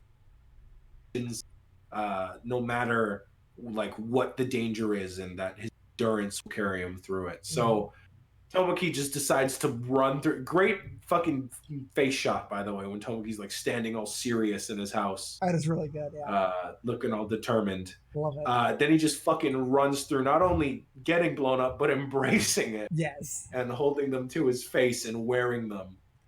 And then he just tackles Okay, the robot. so we do see the robot. Okay, never mind. Yeah, well, it's not the robot specific. Fall apart, and then the Right, whole house blows up. Yeah, that's a great explosion image, by the way. That's a fucking beautiful explosion. No, it's wonderful, and like his entire house is. And then he tries to crawl out, and he plans to get revenge on Sohara, but she actually came back, and he runs first into her crotch, and so they both blow up once again.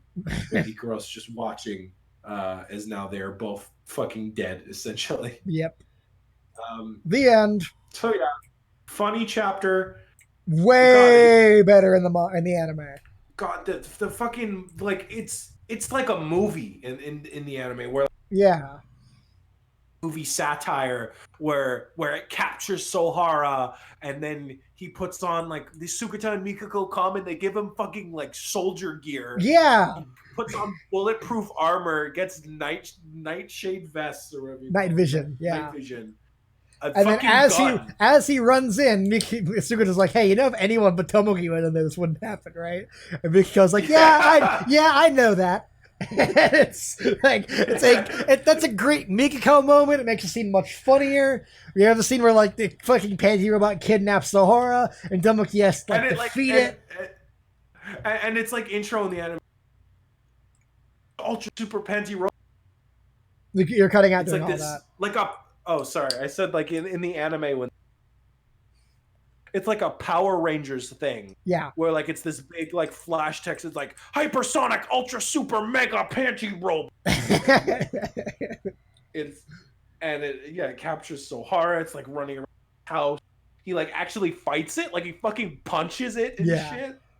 Which is and then he has that great scene where he actually rescues Sohara. Oh yes, and he's like standing in the rubble of his house, like looking heroic. And then he's totally naked, just holding her, which is a great image. And then his fucking boner like hits her, and it's just this is like it's not the chapter's fault. It's not the chapter's fault, but the anime just did it so much better. It's just hard to laugh when you know how much being done better. Absolutely, I completely agree. The panty robot is almost wasted here, and I feel sad for it. Yeah, that's the thing, and it never comes back either. Does it not come back in the anime or the manga? In the manga, no, because you know that instead that whole thing where like he becomes like mother with the panty robo. Oh, that's right, the Ikaros mouse pad, isn't it? Yeah, Ikaros mouse pad. You're the right. Shameless plug. Oh my god, which is also incredibly fun. It is funny, but yeah, I love the panty robot so much. I'm sad. Yeah, when he like gets all geared up and like motorcycling. Great. Yeah. Anyway, that's the chapter. It's good. It's just the anime is sad. Yeah. One comment from Minecraft real quick. The usage of normal tone. One comment from Minecraft. So not is in the chat. He wants to say something. Yes. Mr. Craft is here. Yes. Yes, Mr. Craft. Fine seeing you. So he said the usage of normal Tomoki always funny and serious scenes 10 times better. I wholeheartedly agree. Absolutely. Yes. I find that Tomoki being serious is typically a better reaction than his chibi faces. Like the Dick Lightning scene will always be the one that stands out the most. Yes, 100% agreed. Hard agree. It's great. Yeah, but anyway, what were your notes for this one? I wrote that there was a really weird punchline on page 5. I can't remember what it is now. Let me go check. Oh yeah, like Sahara just like it's weird how like Tomoki's alone in the room with the panties, and then Sahara just like appears behind him. I mean, I guess it makes sense. It's just sort of like I was reading it. I was like, oh, okay, so she's here now. Like it didn't feel like the panties had like one page to make an impression, and Sahara comes in and ruins them. And so yeah. And I thought the panels like just falling away right here was just really weird. And also how on the next page the panties just look fine, like they're not like in the anime she chops them to pieces. Well, I mean they're crying. No, Tomoki's crying. No. Oh, I thought that was them sobbing. No, Tomoki's crying. So the panties are just dead. No, now. Yeah, they're in shreds in the anime. Yeah, they're in shreds. Hit them? But, yeah, like that's my thing is how the fuck did she kill panties without tearing them? Like. She like blunt force. It doesn't make any sense now. They're cloth. Like, anyway. Are you really going to start talking about the sensibility of sentient? Yes, compared to the anime where she literally rips them into shreds, it makes a lot more sense. That's fair. Anyway, moving on. The shitty translation. Yeah, so Tomoki's like, why did you have to go so overboard? No, Master may be the cause of this. Is the card's power being used? What the fuck does that mean? Let me go look at the page specifically. Page 6. Page 6. Hang on. She's talking about like why the panties are still being. Well, yeah, but like in the anime, she's saying like the card gracefully deactivated because like now the panties were like back where they were supposed to be or something. Like, it's just like a weird No, Master may be the cause of this. Is the card's power being used? Yeah, it's clearly a bit of weird translation thing because she says no. I know what it's supposed to mean, but it's just really fucking weird. Mm-hmm. She's supposed to be saying that like, no, it's not that Sahara killed them. It's the card's power deactivated finally. But it's just fucking really weird. Whatever. Oh, the house on page, what is it? On page 17 looks like the house image looks like something out of Cuphead. Oh yeah, like it's just really weird art style for that. I'm not against it; it's just odd. Oh yeah, there's no fish jumping out of the water fountain covered in panties. Which I always felt really bad for that fish because we knew it died a second later. But like, oh yeah, because it blew the fuck up. Yeah, exactly. So there's no fish. There is a fish in the water with the panties here. You can sort of see, but it's not covered in panties and doesn't jump out of the water, which is sad. Mm-hmm. Also, you brought up the censor. Yes, when Sahara is censored on page 34. Yeah, the winged censor bar is exclusive. Mm-hmm. And it's actually the series logo. If you look, like, right, yeah, yeah, I'm aware of that. I was wondering, does it ever get used in the manga? I forget. It is never once used in the manga. Okay, fair enough. I got so used to it in the anime that like it's just weird. I know it's the only thing you can ever picture the sense. Yeah, boring black. Mm-hmm, yeah. But in Plunderer now, Mina actually uses Sorono Tashimono characters as censor bars. Yes, I remember that. Yeah, that's fun. Yeah, like he uses Ikaros to like cover nipple, and it's funny because she's like sentient mm-hmm. when she's covered, like she's willingly covering them. It's funny. Mm-hmm. But anyway, yeah. No, I am not a lolicon. I'm not like Sai. That's true. He's one of the weirdos. Anyways, that is chapter 7. Yeah. Again, just better in the anime. Better in the anime. Yep. Great. My favorite chapter title, Homeless. It is a good one, yeah. So we have chapter 8, Homeless. You can do the honors here. Fair enough. So after his house exploded, Tomoki is homeless. So Tomoki asks Tsukuta if he can go live with him. I love this image of Ikaros in a nest, by the way, and I can't believe the anime never used anything like this for a joke or something. It's too perfect. Um, anyways, Tomoki asks if he can go live with Suguta, but of course, there are bears this time of year. And we get the introduction of the bear with a fucking scar on his eye, who becomes like a bit character that we see pop up again and again. She comes back in Plunderer, by the way. Oh, first of all, is it a she? And second of all, does she? Yeah, she has bear cubs. That's you awesome. can see them. That's awesome. I love. Oh yeah, you're right. Yeah, she unfortunately dies. Oh no! I'm saddened Yeah. by this plot development. Yeah, Hina slits her throat in Plunderer. No! No! I fucking hate Minazuki now. Fuck him. Well, anyways, then after getting attacked by bears, Tomoki wants to go live with Sahara, but she says no because he would go through her like underwear. Then Mikiko comes by and says that you can stay at her house. So they know that Mikiko is a big shot in town and like he's like a rich family and whatnot. So they're imagining this nice like noble thing, and they get there and her fucking family is the Yakuza. So like her father is the head of the Yakuza. So she is a big shot, but not quite in the way they expected.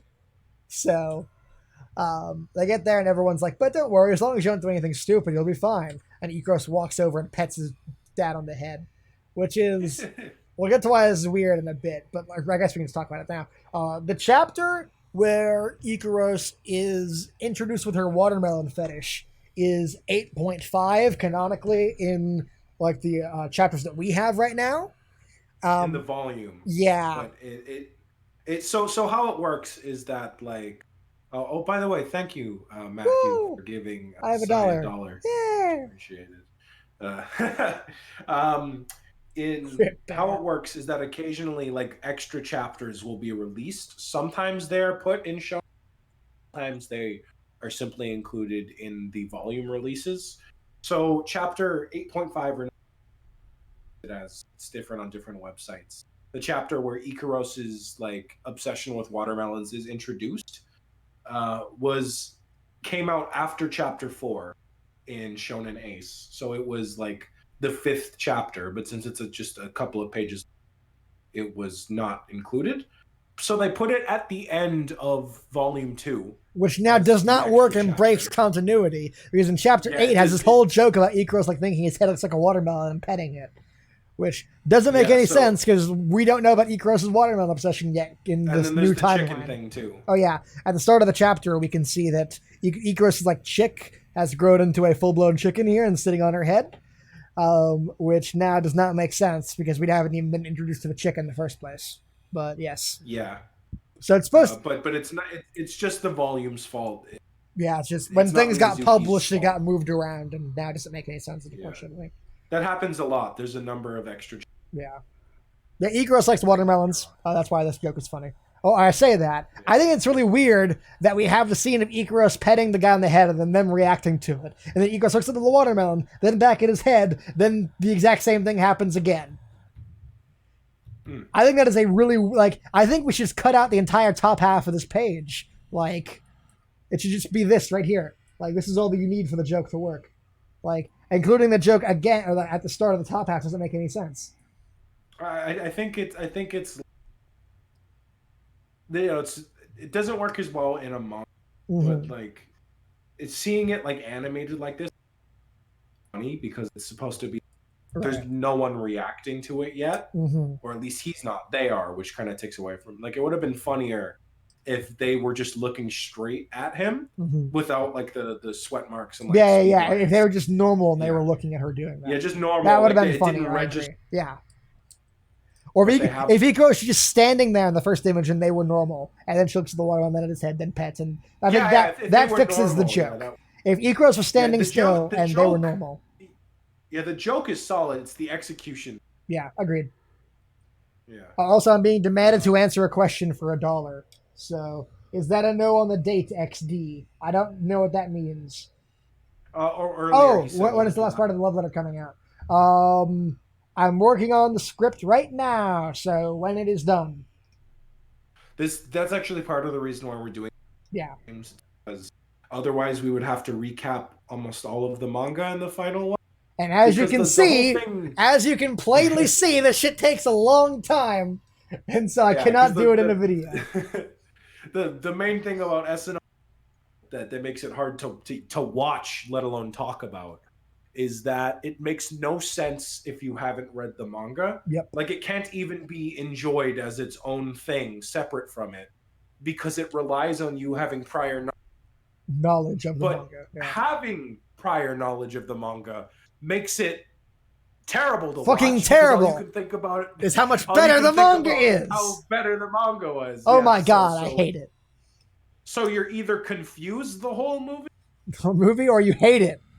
Great fucking artistic decision there.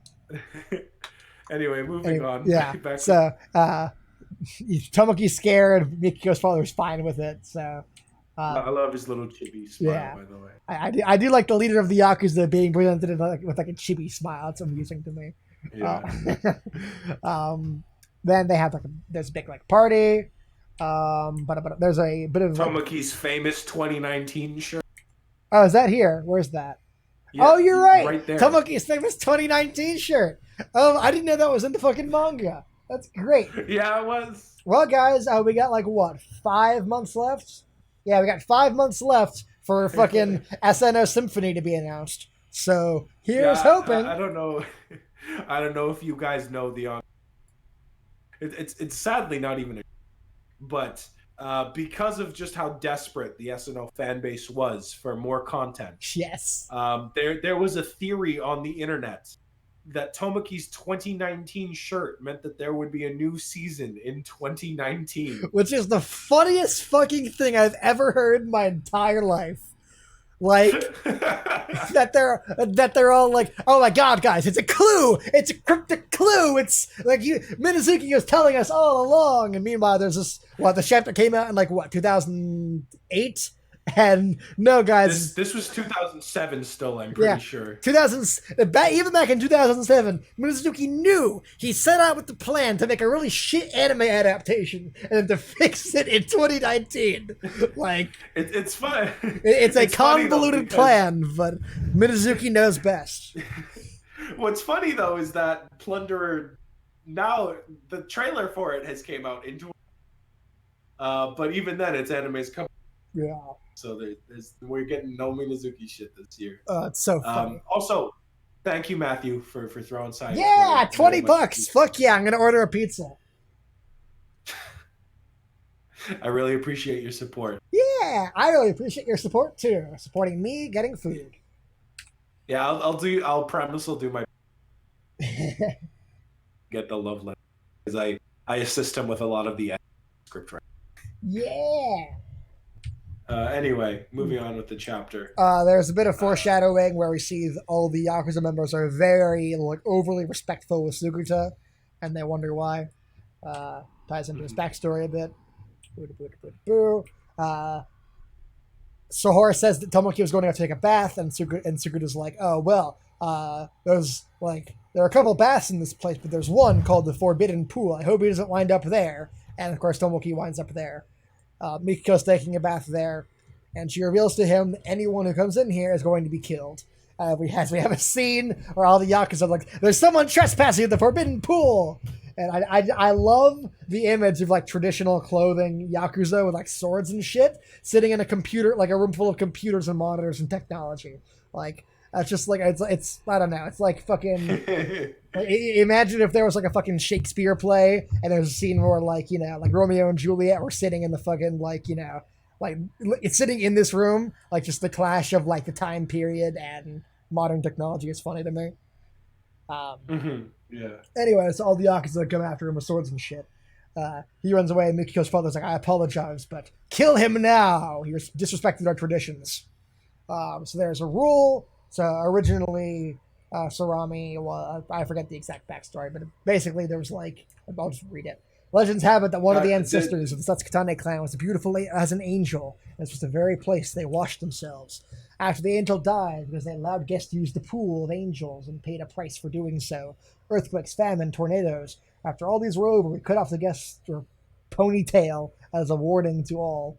Ask me why they cut it off. What the fuck is this translation? After all these were over, we cut off the guest's ponytail as a warning to all. Parentheses, don't ask me why they cut it off. I don't know. Fucking thanks, Hidori. Fuck you. It's Hidoi. Whatever. I don't give. I'm not gonna. They don't know how to spell things properly. I'm not going to say their name properly. Fuck them. Oh, do you like how they spelled it as Satsukida instead of Satsukitane? Ugh. Yeah, it's fucking. Anyways, after What do that, you we've mean? forbidden everyone to come into the pool, and since we don't want to bring famines back on town, we're going to kill you now. And then Mikiko says, like, I can't Right. stop them, but if you use the Segura clan's name, maybe. And he begins to step in, but then Ikaros teleports to one of the fucking Yakuza and starts crushing his hand. And he says, "What are you doing to my master?" As her eyes turn red and her wings start to glow, and fucking energy like radiates from her, and she like strangles this guy as the rooftops gets blown away and statues are torn apart and all of them are pushed back. Ikaros stands like in front of, lit by the moonlight, shrouding like destroying the entire surrounding area. This guy looks fucking like passed out in her hands. I love this image right These here. are It's so good. Yeah, these are some of the best pages early on in the manga. Agreed. Minazuki's always been shockwaves from earlier look amazing. You can really like feel the force of her movement, and also this is one of the few times where her wings look good. Yeah, yeah, I agree. I hear they look Whenever she okay. goes battle mode, them being makes more sense because they're all like sharp and pointy and like Agreed. they're lit up, so you don't have to see the ugly outlines. Yes. This image right here is just fucking fantastic. I love it. Um, Although it does begin Suminazuki's tradition of drawing the moon wrong, which we'll get to later. What do you mean? Like, remember later on in the manga where he draws the moon in like 3 separate places or whatever? Oh shit, I forgot about that. Yeah. So here it's just Also, fucking huge. Like it's the size of like fucking like if it was this close, like the Earth would be destroyed. But it does look really cool. So it looks cool. It looks really cool. So let it slide. Also, Minecraft, actually, Icaros's eyes looking blank is intentional. Mm-hmm. And it was like that in the anime too early on. It's actually after her emotions are unlocked where her eyes gain a bit more detail. Right. Yeah. I would say. But Suminazuki also just has this one where more wide and like blank, Yeah. and then when they're like serious and they're actually like circular. Yeah, and they gain more like detail as like calculations start and she starts doing shit. Yeah. Yeah. But anyway. Anyway, Tomoki yells, "Stop!" And you should not be doing this. And so he like, apologizes for the trouble he causes and brings Ikaros home. And they sleep out under the like starlight. And then he mentions to Ikaros that her watermelon's probably rotten inside. And I love this fucking chibi of her being depressed and the thought that her watermelon's rotten. Like, I love that. I love that chibi. That causes Tomoki to laugh. Tomoki's reaction too. Like it's a very it's nicely drawn. Yeah, like, it's a very like human, say. Relatable reaction as we see. Like it's like this joke acts as a nice tension dispersal after like the couple series, like the series pages we've had so far. So acts as a nice tension dispersal and leads into saying, "This is like the real you. Back there, you were like looked like a Terminator from movies, and that was scary to me." And we see Ikaros gives like a very serious, like she's like really paying attention to what he's saying. And so Tomoki goes to sleep that night, and he wakes up next morning. His house is rebuilt. Looks at Ikaros like, "Did you do it?" And she points to all the Yakuza members who spent the night rebuilding his house for him, because as Mikiko says, their family values strength. And so Tomoki has his house back. The end. Good chapter. Yeah, I'd agree. Great drawings. Fucking fantastic art.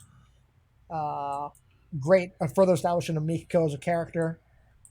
Lots of great plot stuff. I really liked it. Yeah, it's hard to it's harder to say when something because it's When just a something solid what? chapter throughout. Wait, what? When something what? Oh, I said it's harder to pinpoint when a chapter is doing things wrong, Yeah. So a lot of the times with these good ones, it's hard to say exactly what makes it good.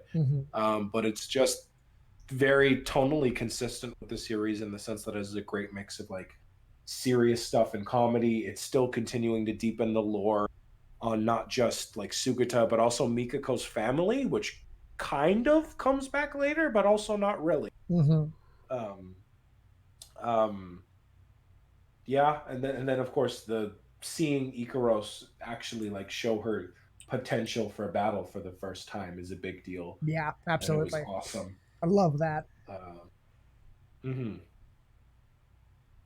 So yeah, as you said, I think it's a really great chapter, and something I wanted to call attention to because I really like it is this page right here with where I called it a dispersal of tension, um, where Tomoki points out the watermelon's rotten, and we see Ikaros like react all sad to it, like it's really a serious matter. Um, I Mhm. think pages like this are like vital to making SNO work, um, because like it's a series that juggles like different tones and wildly conflicting tones, going from fucking the opening bits of the manga where like Tomoki is like having wacky fan service to like sort of like a funny action scene where like all the yakuza are chasing after him with guns, to then a serious scene where like Tomoki's about to be killed and Ikaros bursts in and turns into like a battle robot. Like pages like this where they give a really effective like dispersal of where they like this entire page is devoted to telling a joke that's like not necessarily that great, but is really important to have here to like or to like a add levity to what is otherwise a really serious chapter, and b sort of like Mhm. reset the tone of what's going on right now, because we had a lot of serious pages prior to this, and now that the manga is like getting a bit more, now that that's done, like we need to establish that serious bit's over, and so now we have a little like comedy scene to like lighten the mood. And you know it is almost a very binary way, like this page is almost explicitly saying we are done with the serious scene, we are now like making things more lighthearted. And Ah, without this page, it will be a really jarring translation from the serious battle moments to like Tomoki waking up the next morning and everything's fixed. definitely. So like pages like this are absolutely vital for the manga to have, and I And also, they're just cute. yeah, that too. But like the Their manga would not reactions are work at just all wonderful. without pages like this, and I appreciate that they exist and that they do that. Yeah, even as sudden as like a plot turns and like the juxtaposition of serious and comedic scenes, even though it can be like out of no, there's always at least something to again show that juxtaposition Yeah, to indicate that a transition is change is happening. happening. Like Yeah, you know, even if something as simple as them switching from like chibi to absolutely. yeah. So yeah. Anything specific you wanted to point out with this chapter? Oh, let me read through my notes real quick. I think you brought up most Yeah, of them I think I did too. because a lot of them were just little visual. Right. Yeah. Okay, that's it. Yeah. Yeah, that's about it. Cool. So that was chapter 8, and now we have 8.5 or 4.5, whatever the fuck it is. So this is the first allowance. Or actually, no. Should we do like it's weird and The out of first order? errand comes before the first allowance. Yeah. Pretty Well, sure. I have okay. So I have the first allowance as 8.5, and I have the first errand as 9.5. The first errand. Well, we know that the first errand. Right. Yeah. It comes canonically, so we'll do that That's first. where she got. Yeah. Yeah. Okay. I guess we can do 9.5 next time because the stream's already over long. So yeah, Tomoki wants Ikaros to go on an errand. She initially tries to fly to go do it, and then she's like, "Do humans fly in the sky?" Yes. No, they don't. Yes. Which I really like as a joke. So Ikaros goes shopping. Woo! She goes shopping for ingredients to make curry. On the way, she finds a watermelon, and it's almost like weirdly glossed over how important to her character it becomes. We don't really we see like a tiny little bit of the watermelon stand. Other than that, no. Um, Ikaros gets a Oh, watermelon. one quick thing, Uh-huh. by the way. I think I realized where you messed up. The first allowance is 18.5. Is it? Okay. At That least makes in that makes mine. more sense. Okay. Yeah. So yeah, it would be next time. Okay, cool. Yeah. Anyways, so Ikaros is going to that curry, so she gets carrots, potatoes, she messes up getting the onions, and he's like, but no, the main thing you need to get is meat. And she picks up a fucking chicken. Like a live chick. Yeah. Which is a really funny joke. No, I don't want that. And then Tomoki runs away. The curry looks normal. He tries it and brings back memories of eating curry with his mother. His mother looks nothing like this, as we learn later. So it's really funny seeing this now. Well, she has the ponytail. Anyways, and then she made curry wrong. And that's the chapter. Yeah. Woo! Once again, better in the anime. Way better in the anime. Well, that's because in the anime it was introduced. Like it was in the earlier chapter with Sugata, I believe. Mm-hmm, yeah, In it was in episode 3 in the anime, and they tied it into them camping at Sugata's thing. Yeah, it was when they were all camping at Sugata, and they all like observe. So you have again that contribution with everyone there instead of Tomoki just watching. Yeah. But again, given that it's just an extra chapter here, mm-hmm. it's just a bonus thing for people who bought the first volume. Right. Yeah. I do really miss fucking Mikiko sadistic. Like, I could debone a chick. Like, that's a great joke that I'm sad isn't here. Also, another great joke is: do normal humans fly? Yes, I do love that. No, they don't. Yes. I do love that. Yeah. Yeah, so that's 8.5. That's all I have to say about that. Yeah. Now on to chapter 9. So woo, last one. Then we can go to bed. The final of the day. Yeah. So, oh god, we really will reach 4 hours by the end. Jesus Christ. Yep, we're at 3 hours 28 minutes right now. Next time this will be faster, I assure you all. I hope. Yeah, I hope. So we start off with the color page. Weirdly enough, Tomoki's uniform is blue. Yeah, this time. I hadn't noticed that. You're right. There's another thing where in a later color black, which is weird. I don't know if Minazuki just forgot or if he just that it would suit the tone better. Right. But it's incorrect anyway. There's also the thing with Sohara's eyes that actually. In the early chapters, I think it was 3 when we first saw or chapter 5, one of the two. Sohara is shown with brown eyes in the manga, right? Which is how the anime kept it. But the next time we see a color page with Sohara, she has blue eyes in the manga, and it stays that way for the rest of the series. Right. Yeah. Minazuki is just kind of fickle. This isn't the first time where he's had character design. Be the last. But anyway. It's Christmas time, as we see. Or perhaps there is a reason why he decided to change it to blue eyes. Yeah. Oh yeah, maybe that's the real point. Yeah. Specific chapter. But anyways, it's Christmas time. No time to think about that. Well, I didn't even mention what they. Oh right, yeah. Tangent. Blue uniform. Anyway, so she's trying to warn him that something bad is going to happen. But he is asleep in the dream. Which is odd. So it's Christmas time, right? It's Christmas time. Santa's there, the little Santa toy. Ikaro breaks it.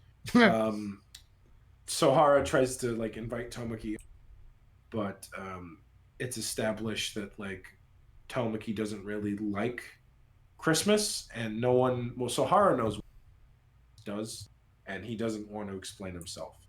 So after Ikaros goes around breaking shit, he tells her to act more human. Right. And while watching a drama on that, to lie is to be human. While watching the Convenience Channel, she hears the line, "To become human, you first learn to lie."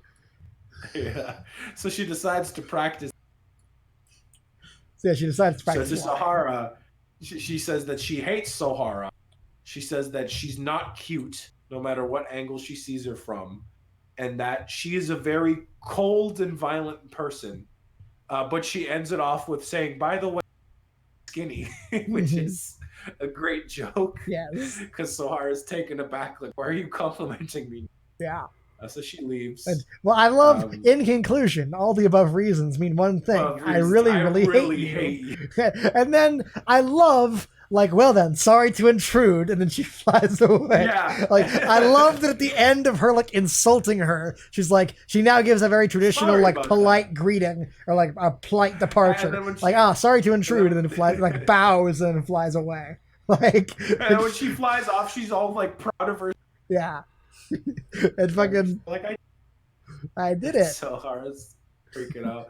I love that she goes to Sugata, series showdown, and the only thing she says is the new world doesn't exist. And I think my favorite part is that we don't even see Sugata. Yeah. He's just back turned to her, and then it cuts. She goes all around town telling everyone that Tomoki like food stalls, saying that their food sucks. And then what's arguably the best joke to come from this, other than the Sora skinny, is that Mikako, you are a very kind person. I think that the fucking panel saying that Ikaros is lying ruins the joke in the fucking manga, though. No, yeah, that's the thing. The anime did that, but here we go again. Anyway, I like this. I like this edition. Though. You did something strange in the shopping district, didn't you? I was just passing by and suddenly a whole group of people walked up and assaulted me. Everyone's just been beating the shit out of Tomoki because Ikaros lied about him. I don't want. And so he just, I do like the panels of darkness of despair. Yes. And then it cuts to him and Sohara getting drunk on what's coke. great is that because they're underage, and you cut out there. They're just acting. Oh, I said a gag that I. You cut out again. They're just drinking Coke. Yes. because they're underage, which is a gag. Yeah. And then they're all complaining, and then it's really obvious that she's just telling us lies because of how Tomoki told her to act yesterday. Right. So Sohara's like, oh, so she's saying that I'm really cute and that she likes me, and then at the end there's the realization that she called her. Called her fat, which is great. And then Tomoki realized, oh, so she's saying she just wants to continue staying with me. Then we have this really nice scene where Sugata's like, you've really been changing, Tomoki. You used to complain about Ikaros a lot. And then he asks him, I love this page a lot. It says, this is really you could change one thing in your life right now. Tomoki simply stands and says, I wouldn't. Yeah, which is a really nice bit of characterization for him. It's great. And then we cut to them at home. They've already apologized. Tomoki says, I'm used to it already. And he tells her not to tell any more lies. Ikaros asks him, or brings up that even though she was telling lies, it made her think about her feelings about everyone and the situation. And so she asks Tomoki how he feels about her and being stuck with her. And so Tomoki goes off on this little tangent, this story about how as a kid he was a lot more like Sugata, how he had a difficult time communicating with but was a lot more adventurous and explorative. So one day he found this little nest up in the mountains, and he wanted to bring all of the kids in his class up there to go see. But because they weren't as nimble and agile as him, they would actually get hurt quite a lot. And he thought that they would all be excited to see it, but really none of them had a good time, and all of the parents complained. And so they stopped hanging around with Tomoki. And because Sorami's such a small town, the school would always hold a Christmas party. But because of all of the parents complaining about him, Tomoki was never invited to a Christmas party again. So that's why he hates Christmas. So he decided that he would never celebrate it. Ikaros is with him, and in that moment, Ikaros decides to kiss him. And she says that she wants to stay by his side forever and ever. And then he flips out and grabs her and shakes her. What the hell are you doing? Right. And then Ikaros said that because of him, she's finally started to feel and experience new things. And then we cut to the next day. Same thing's happening. They're out in the shopping. Action.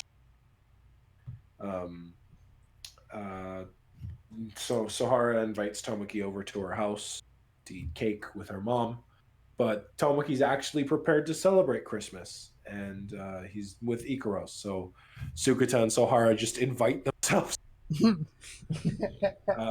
Also deciding to bring fireworks. but they don't know where to acquire them against.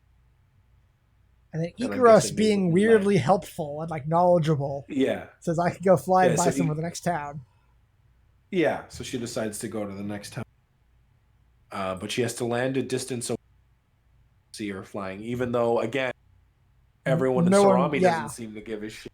Well, Sarami is like a But nice again, town. Like, Sarami's like a small, quiet town, so right, there's a yeah. difference between going to a big city. Um, anyway, and now we get the first encounter with Nymph. Shows Dumb. up. She's all like, And a her long wings look like time shit no too. see. Yeah, yeah. They look God. Yeah, Fuck, you can't even tell they're fairy wings. I know, Jesus. right? Like, fucking, they're awful. They look like Yeah, they look like Ikaros's wings. Like Ikaros's, if Ikaros's wings weren't they just look bastardized, they like look like tinier yeah, gross wings. yeah, exactly. So that means they look bad. Yes. It's like if you put a glove over a. It's like what? It's like if you put a glove over a cactus. That's what it Yes. is. Anyway, so Nymph is all like, "Oh, long time cloaking skills," and then Ikaros is, "Do I know you?" Because she's all like, "Long time no see." Right. And so Nymph immediately just attacks her, and she says that I'm a battle purpose angeloid type beta nymph, and then she's all like, things that should be dropped should be returned, meaning that like she's come to bring her back to Synapse. She's heaven's lost property, but Yeah, truly, we were a heaven.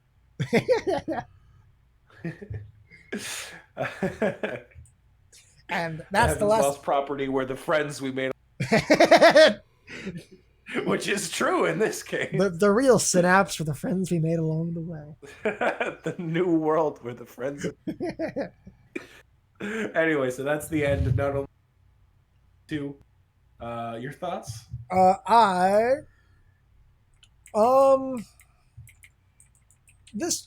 mean, okay, I'm not hugely a fan of like the comedy bits in this chapter.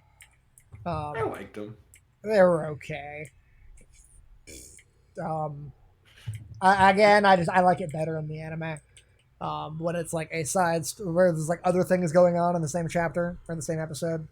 Because I feel like this one idea of like Ikaros lying isn't really enough to support the entire chapter by itself. Yeah, it's a gag. It's not like it's funny for like a few pages, but it's not something that like you base a chapter. Like it's not resolved until page 17, which is quite a ways. Mm-hmm. Once we get to the serious bits of the chapter are really great. Like I love this shit. We have the moment where Tomoki explains why he's sitting here getting so autistic, huh? And then, which I'll explain that joke when we get to it. But the entire chat has to sit in the dark until then. Fuck them. And then that leads up to the really sweet moment where they kiss. Which again, I like more in the anime. And I know exactly why. Yeah, because in the anime, Ikaros's emotions and memories are unlocked when this scene happens, and to me, that adds like an element of like, because right now Ikaros is still a doll, like, and to me, this like her kissing and deciding to stay with Tomoki in the scene in the anime, like, really cemented their like even after she gained all her memories, even after she knows that she's a weapon, she still wants to stay with Tomoki, and still they do make it clear that she's starting to feel things in this chapter, and she did that like willingly, regardless the feeling that she felt. But I do agree that yes, it adds more legitimacy to the scene when Ikaros is like fully herself. Yeah, no, it is far more touching. Everything she's gone through after regaining her memories, the thing that she wants to do is to kiss Tomoki. It's very sweet. Yeah. So, I vastly prefer that in the anime, but I mean, here it's still pretty good. So, yeah, can't say I hate it too much. Solid. It's just again like a lot of the things that it's better in the anime. It's just simple. I do like the idea that even though like Ikaros is like crippled in terms of like her abilities and memories, her like subsystem, like Niv says that like I see that your cloaking skills are still perfect. It took me a lot of effort to find you. So I like the idea that like even though she's not like consciously aware of it, her subsystem is just like perfectly cloaking her. It's just a cool I detail. also love the detail that like she took like 0 damage. Mm-hmm. That's true. Yeah, that's a good point. She's very casually responding Mm-hmm. just because of even even without access to her full power, Right. she's just inherently that strong. Yeah, absolutely. And yeah, as I wrote in my notes, best girl appears on scene, but she's way worse here than she is in the anime. Because in the anime, she has a whole bunch of fucking character development before the scene that we don't get here, Yeah, and so right now yeah, she's just yeah. kind of boring. So a generic villain has appeared, and we may get more about her later, but for right now, it's all kind of all she is, which is Yeah, sad. she kind of She kind of what? Cut out. earlier in the chat a lot of, Cut out at least again. one person. Earlier in the chat there was one guy who was introduction to how JoJo villains are handled, Mm-hmm. which I'd say is very apt. Where like she shows up, she gets beaten, and then the next chapter she's like, "I'm a part of the team now," Right. which is exactly how it goes in the manga, which just does not flow as well Yeah. as the anime organically introducing her. Mm-hmm. Agreed. But you know, it's serviceable. Yeah. So Nymph is here. Yay, best girl. Yeah. Woo! So Sai's going to be a lot more excited to read the next volume. Oh yes, That his absolutely. favorite Right, where characters Nymph here. gets her shit pushed in. I can't wait until the I'm Harpies sure. show up. I'm sure you can't. Yeah. Anyway, so yeah, that was the fucking book club. That was the first 9 chapters. So Isaiah, what do you think of the first? I know, right? You're done. What do you think of like the first 2 volumes of the manga? Like, how do you think that was for an introduction to the story? Good. Not great. Well, I'd say volume 2 was. Yeah, volume 2 is a noticeable step up in quality and storytelling and arcs. Yeah. Volume 1, I would say, if not for no, that's undercutting. It's just that the first chapter. Yeah. It is it's fine. But that is the most compliment I can give it. Right. Chapter 2 is great. Chapter 3 and 4 are both pretty funny. Or no, 4 is not funny. God, we've gone through so many. I know, right? No, 4 had some funny bits. That was the undersea one. Mm-hmm. So there's a lot of good stuff in volume 1, but the series you could tell was still, especially with chapter 1, which just felt like it exists. Right. But chapter 2 is really first volume. Yeah. It's the real heart of the series, and it's what got me interested to begin with when I was first introduced to the anime. Well, like I said, I'm not that familiar with the other chapters of the manga because I was introduced purely from the anime, and like as soon as like I started reading the manga when Forte was done, so I skipped like right into like chapter 30 basically. Yeah, that's what I did initially too, but once I got caught up with like I never went back. So that's fair. Yeah. But volume 1 I would give. I don't know if we're gonna give it like a rating of 1 to 10. Sure. But like sure, I guess I'd give volume 1 like a 6, maybe a 5. Yeah, I'd go 5 personally. Like, yeah, I'd give it like a 5. It's fine. It has good parts, but really it's just chapter 2 and the ending of 4. I can't really like if volume 1 was the only thing I was given for SNO ever, I don't know that I would have continued past it. Like yeah, it's really the anime really really bumps up so much shit. It adds better comedy, it adds better pacing, it adds better jokes or better like plot good points. Ass music, great music, great voice acting, fleshes out the characters, has more like individual scenes with each of them. It's just way better in every way. And so I'm glad that the anime was my first conduit to the story as opposed to the manga. Yeah, like Minecraft in the chats. Yeah. Volume 1 is definitely pretty slow. The fast-paced like comedy and like position isn't there yet. Yeah. it's okay. That's Yeah. really all I can say. But volume 2, big step up right Absolutely. away. Much funnier chapters, lots of solid character development moments all throughout. Mhm. This I would probably give a 7. Yeah, I'd agree with that too. Yeah, it's not a lot to complain about. Whereas in volume 1, like my complaints are that the anime did it better. Hmm. Like they're nitpicks when it comes to volume 2, Right. where I say whereas it's not me disparaging and like saying these are flaws, it's just saying I would enjoy this more if I didn't already see it done better. Yeah, I'd agree.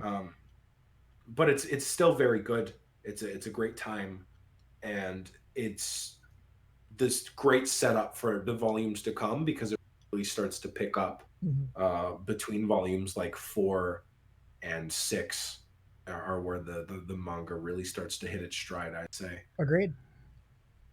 Yeah, which I'm excited for us to get there. Yeah. So here's a question, because this was really fucking long. Do we want to shorten this to 1 volume per book club? No, because then it'll take us how Four, less 4 months. unless we 4 months instead of 2. yeah unless we do this like multiple times peppered, in which case Okay, yeah. Okay, we can give 2 volumes a shot next time, and if we do a 4-hour stream again, we might have to cut it down to 1 volume. maybe we could do one on Saturday, like 1 volume then, and then the next volume on Sunday. We might be able to do that. Yeah. Okay, so me and Isaiah We'll will figure talk. it out. Yeah, me and Isaiah will talk, and we'll update you guys. But when does Volume 4 end? Where does Volume 4 end at? Do you know off the top of your head? I know that volume 4 ends, I think, at Astrea's introduction, Mm-hmm. but I'm going to double check. I know it goes till 18. Yeah, I think chapter 18 is the first one in Volume. 18 is God. Oh, it's the dive game. Oh yeah. That's so which chapter? Chapter 18. That's where volume 4 ends. That's where they fuck around in the dive game and Okay, dreams. So and then so I think we want them to Astrea, read shows from up at 10 the to very 18. end. Yeah. Okay. So your guys' homework for this week is chapter 10 to chapter 18. Get the fuck on it. Cool. Yeah. Wait. Yes. Yes. That is correct. Okay, cool. Sorry, I just had to double check. No, you're good. 10 to 18. Chapter 10 to chapter 18. So yeah. Thank you guys for watching. Thank you, Isaiah, for your fucking putting up with a 4-hour stream. Checking. Yeah, fact checking, being like good comment. Like you did great this stream. Fucking like fantastic job. Oh, thank you. And yeah, thank you guys very much for watching, and we'll see you next week. It was a pleasure. Absolutely. Later. Take care, guys.